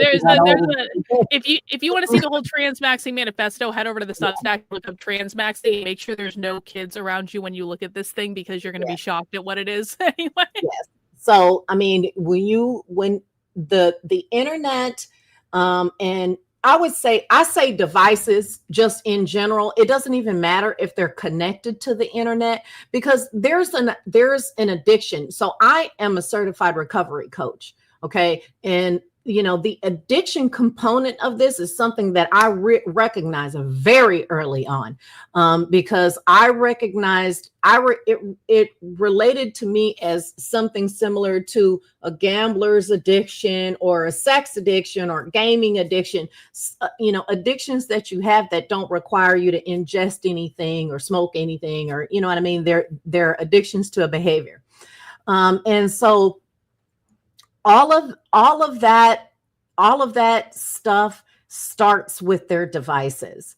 And so as much nature as you can get into your life, or as much kinetic things you can do, whether it's working out or learning about plants or learning about animals, you have to see the binary in all things when you do that.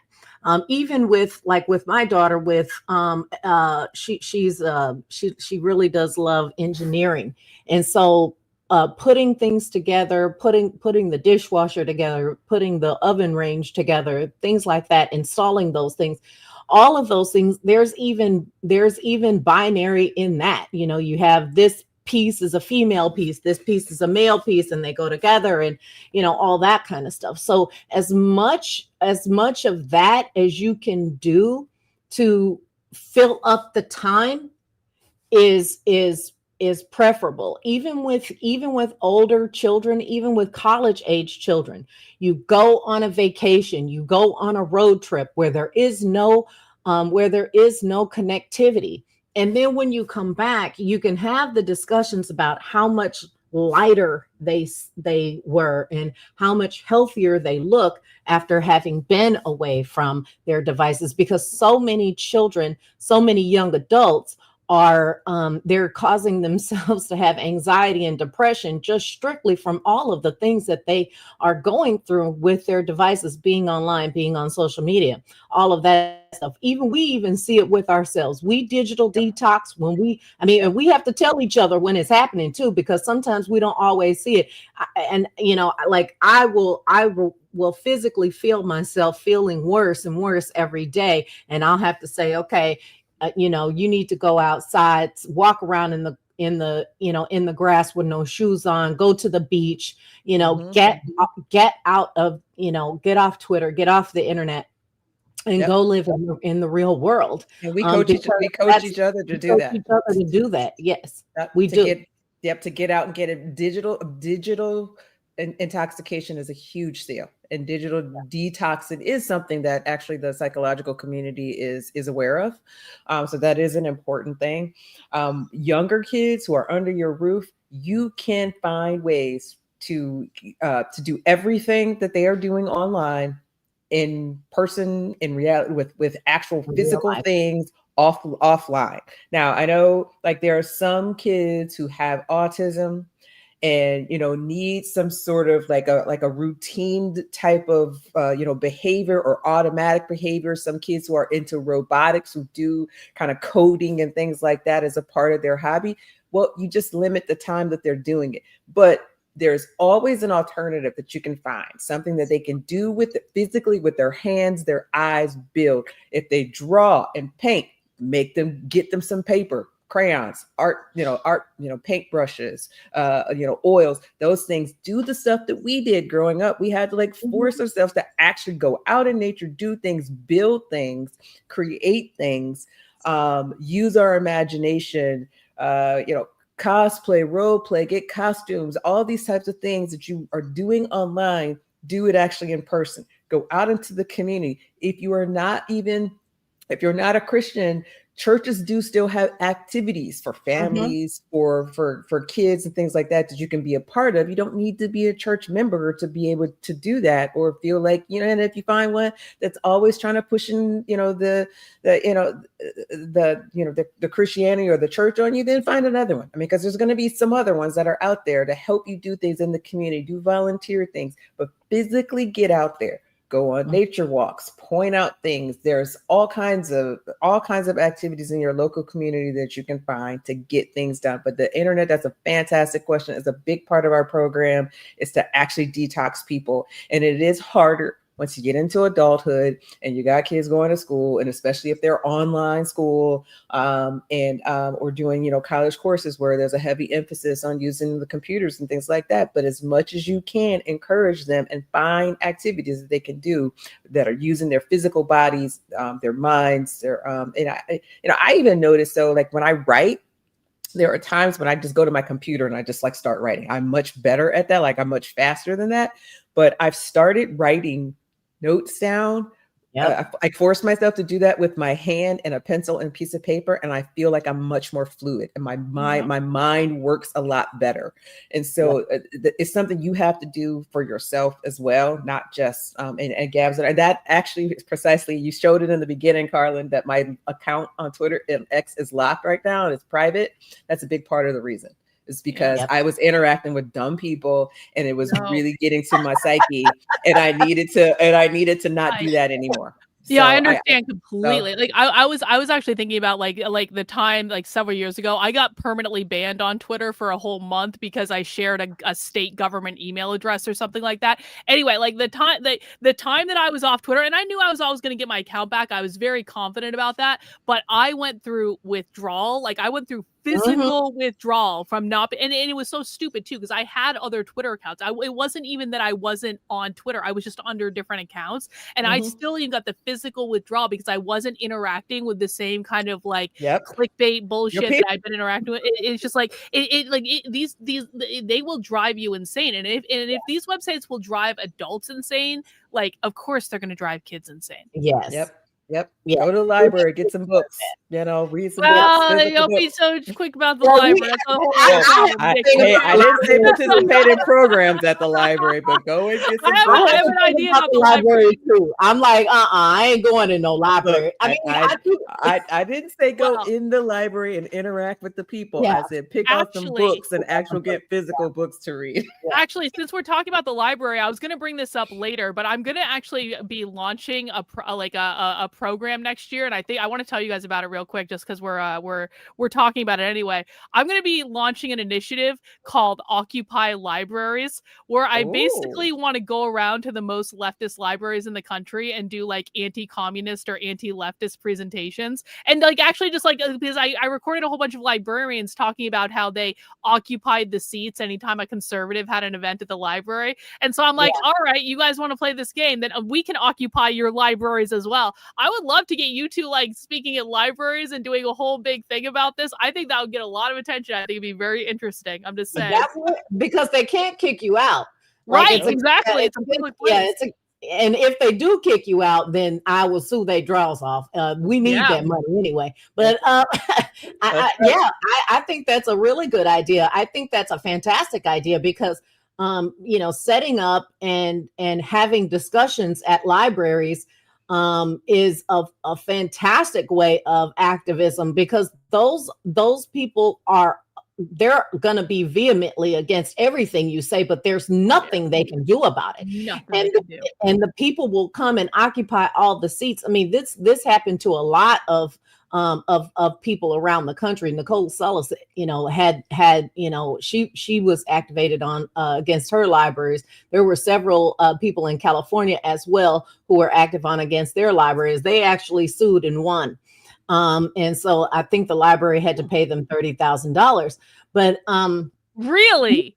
Oh, I'm even more committed to this idea now. Oh, I can get $30,000 if they tell me no. That's what I'm saying. You absolutely should do that, because the public libraries are funded by the government, and they can't shut your free speech down. So, I mean, there are other places where you can do it too. A lot of police stations in small towns have community rooms where you can go and speak, and they're not allowed to shut you down either. So, I mean, yes, occupy libraries. I think you should absolutely do that. And I don't do as much activism anymore because I don't have the time, and quite frankly, I don't have the patience anymore. Well, we'll go back to you, Gabs, because I happen to know there are some activist librarians down near you right now. And the Library Association, all the top library, they done already blocked me on Twitter. But you know what? I'll go to my local libraries and I will have an Affirming Reality seminar in a heartbeat, because I believe that would definitely ruffle some feathers. They'll call me all kinds of what do they call us, Nikki? What do they say to it? What do they call us? Conversion therapy and all that. Yeah. I held an event with my parent group. I held an event in the library. Actually, the library was the only place that we could get that would take us. Because they're not allowed to tell you no. Like they're not allowed to tell you no. So I'm gonna make propaganda posters saying the conversion therapists are coming. Hashtag Occupy Library. That's gonna be great. We're gonna piss them all off. All right, I got one more question for you guys. I want to thank everyone. Okay, right. I always got to be poking the bear. Another reason why my X account is locked down. I can't. I'm trying to keep. I got to keep a job, Karlyn. I got to pay some bills because I think it's kind of like for me, and I know everyone has their own approaches, but I'm like, you know what? Just embrace it. They're going to call me a fascist. They're going to call me. They're going to call me all these. Yeah. Fine. I'm a fascist. Yeah. Okay, fine. I don't care about the names. I don't care about when you mess with my money. That's an issue. When I can't survive, like. Yeah. Well, I do want to take the rest of these super chats. We got James D here for the very generous super chat. Thank you so much for sharing your experience, knowledge, and most of all, hope. There's a way to fight back. Thank you for this, Dr. K. So informative. Yes, there's always a way to fight back. You just might have to do some things that you don't want to do and, put on your big boy pants and just do them anyway. Two ladies. Thank you, ladies. My girlfriend from UK has a daughter who is transitioning to. The leftists there are embedded so deeply, so much. Liz is afraid of talking to her daughter about this stuff. Thank you for your advice. Thanks to ladies for that. Send them our way. Affirmingreality.com. Yep. Absolutely. We in Australia, England, Spain. Yep. We got a client we're seeing next week from Australia. All over. Yep. We got Effectual Insurrection over on Rumble with $17. Well, pay to fly our speakers out. We knew it was a great idea, Dr. K. Thank you, ladies. Yeah, we're gonna get some fundraising because I have a nonprofit now. So I'm gonna get a big ass grant. People can make tax deductible gifts. So you can just start a nonprofit and that's just like a thing. I didn't know that, but apparently yes, you can. I've started a couple, but you got to get people to. You got to get people to actually fund it. And then the fund and the donors, they like you to say certain things or not say certain things. And then they stop giving you money. So I've gotten some fundraising. I don't have a whole lot, but I do have some so far. So I'm taking it slow and hopefully, awesome. I'm going to find a millionaire to fund this. So that's the big goal. We have our last question for today. Thanks for the show. If you have a level-headed teen who has a classmate who identifies as trans, would you let your teen be friends with that child? I think that's a really interesting question. What do you guys think? Hell no. No. Hell no. Yeah. My daughter is she's totally turfed out now. But I just no. And the reason why is seriously because that teenager, even level-headed, they're still asking us to affirm a lie. Yes. And so, no, I don't. My son is dating someone now who calls himself non-binary, but he knows as soon as he steps in my door that does not exist anymore. Yeah. Isn't that funny? Is the identity comes back as soon as there's a mom there that's not willing to take your kid. Yeah. The issue here is what you're doing. You're teaching them is that it's okay to affirm some people and not affirm others. Right. And if the child decides that they want to transition at some point or whatever, and then change their identity, then you've already accepted this other individual's ability to do that. So how can you tell them no? All right. So you have to be realistic and affirm realistic and the reality at all times. You can't just, give it to some and not to others. And whenever it comes back to you, the question then becomes, why were you so accepting of that other person, but you're not accepting me. You're rejecting me. And I mean, and I'm going to tell you, I don't care how level-headed your kid is. Any kid can be susceptible to this. Any kid. So, there are still conservative people who are falling into trans ideology just because they're trying to be inclusive and trying to be supportive of another. So I would say absolutely not. But the other thing is that they learn other maladaptive coping strategies that are also not good. It's not just the gender ideology. It's also other things like anorexia and bulimia and cutting and all of these other issues that start coming up. Drug use and alcohol use and cutting school and all of those things that a lot of parents don't understand that also go along with this. It's not innocuous. It's not just silly costumes and funny and ridiculous nicknames. It is a maladaptive coping strategy, and it would be akin to allowing your child to be friends with a drug addict. Yes. And friends, you have to be, let's just be clear about what we mean by friends. I mean, like having social interactions, with that person with the intent to, be a supportive ally to that person is kind of what we mean here. Mm-hmm. Are they allowed to be respectful of other human beings? Yeah, absolutely. And I'm sure that's what you're teaching them, to be respectful and loving and, and kind to people as people. Who they are, but being friends is a completely different thing. So, yes. No. So and I would also add this, and this brings it back full circle. The allies are a lot more violent and a lot more aggressive than the actual trans identifying person, because they feel like they are protecting their very life. So one of the very first things that we do after extraction and detox is to eliminate the influence of allies. Is because as long as an ally is present, then the trans identifying person will never get out from under their boot.